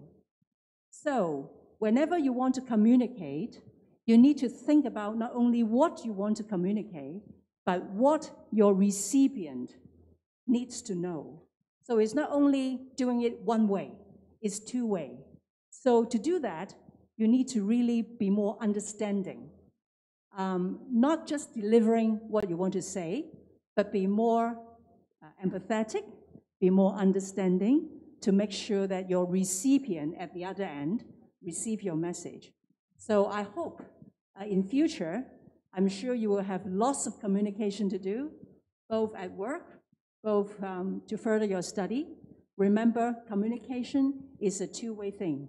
Communication needs understanding. Communication needs compromising in order to get a win-win or even win-win-win result. So I hope you would make use of your experience of today, that you gained today, and to do a good job in your communication in whatever capacity you are in future. All the best to all of you, and keep up your good efforts. Thank you, and congratulations.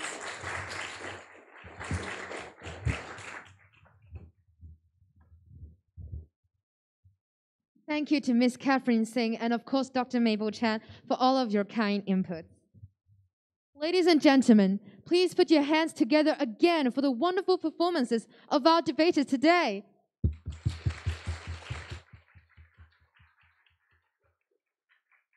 We will now be announcing results. There will be a winning team award and a best speaker award for each round of the debate. May we now invite the Honorable Jofi Chen and Miss Alice Low to come to the stage and present the awards for the first and second round of the debate. Miss Chen and Miss Low, please.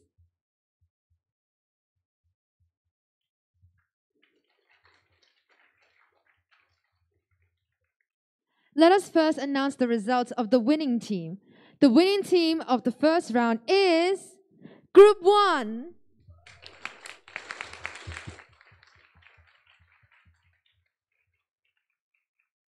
Please come down and accept your certificate.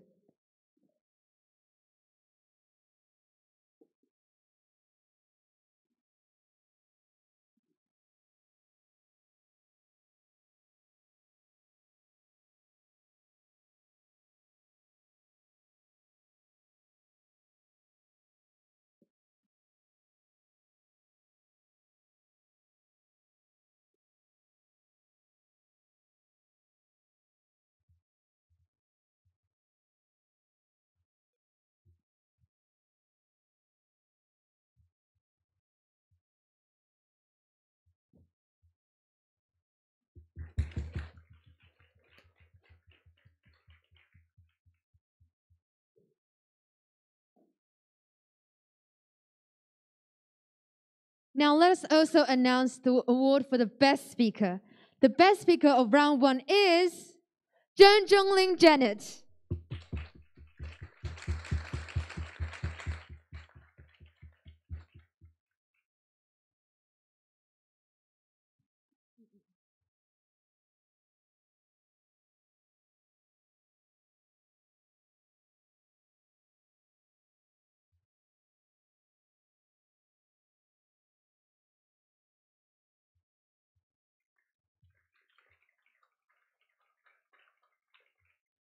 Congratulations to all winners.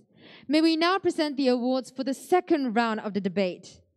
The winning team of the second round of debate is Group 9. Congratulations.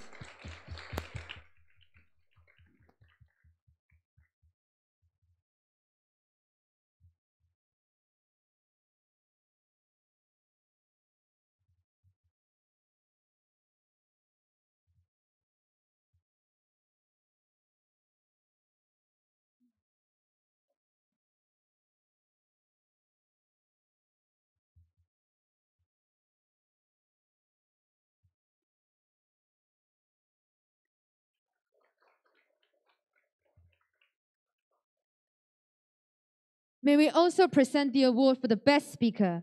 The best speaker of the second round is Zhou Guanna Oscar.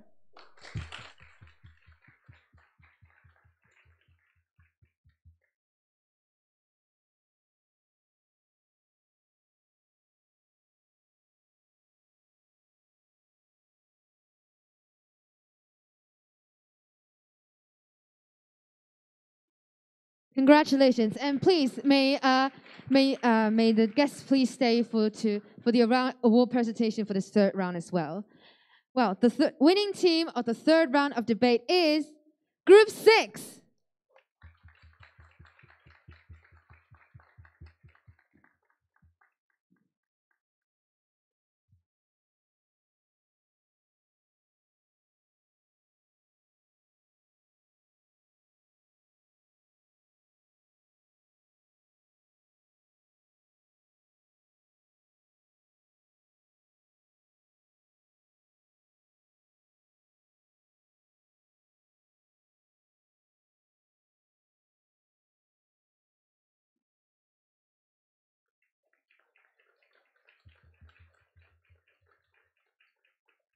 And now for the Best Speaker Award. The best speaker of the third round is Zhen Loi Laser.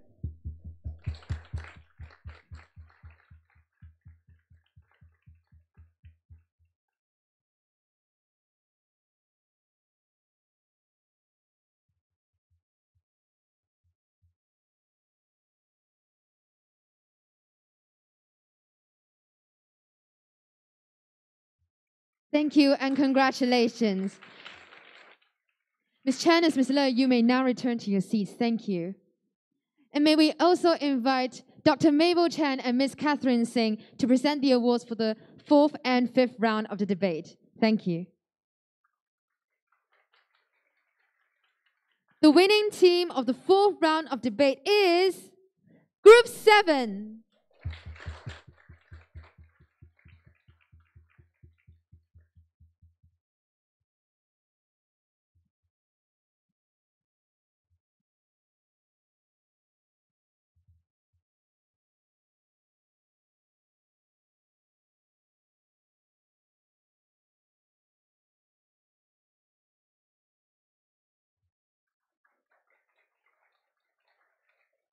I would also like to announce the best speaker for the fourth round of the debate. The best speaker is Wang Lu Lucy.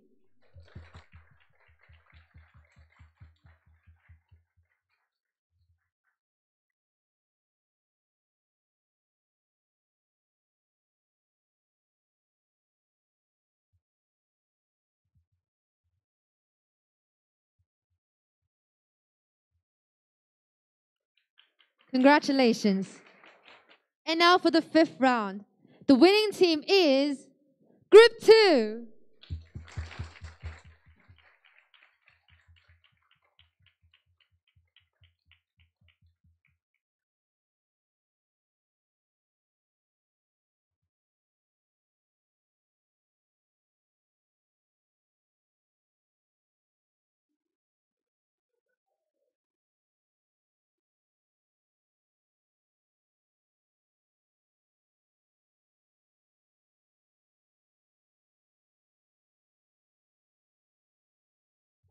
Thank you and congratulations.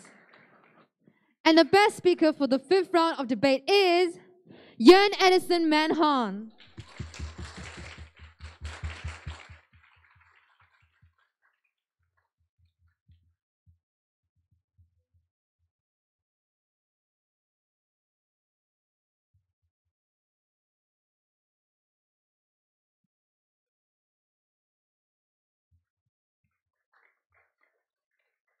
Thank you and congratulations. Judges, you may now return to your seats. Ladies and gentlemen, a big round of applause again first to our winning team and best speakers.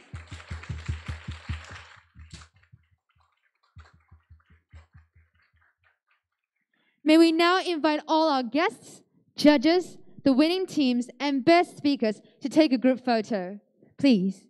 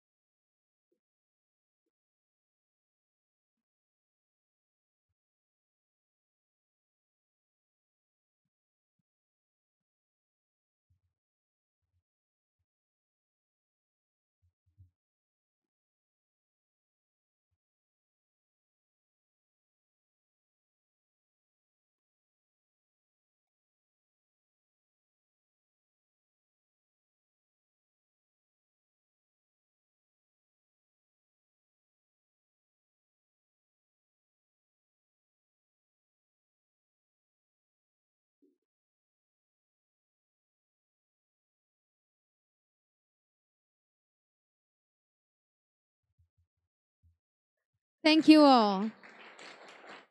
Guests and judges, please stay behind. May we now invite all the contestants to take a group photo before the end of this event. Thank you.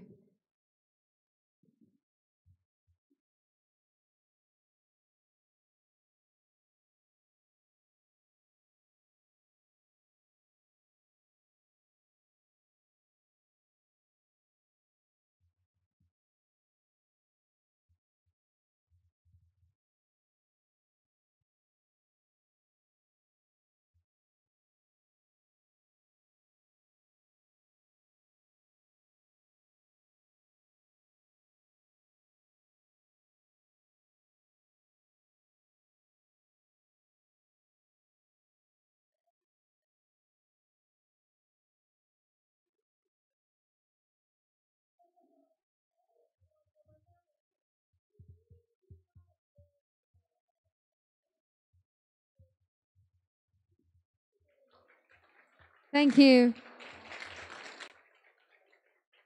And a big round of applause once again to our guests, judges, and our debaters.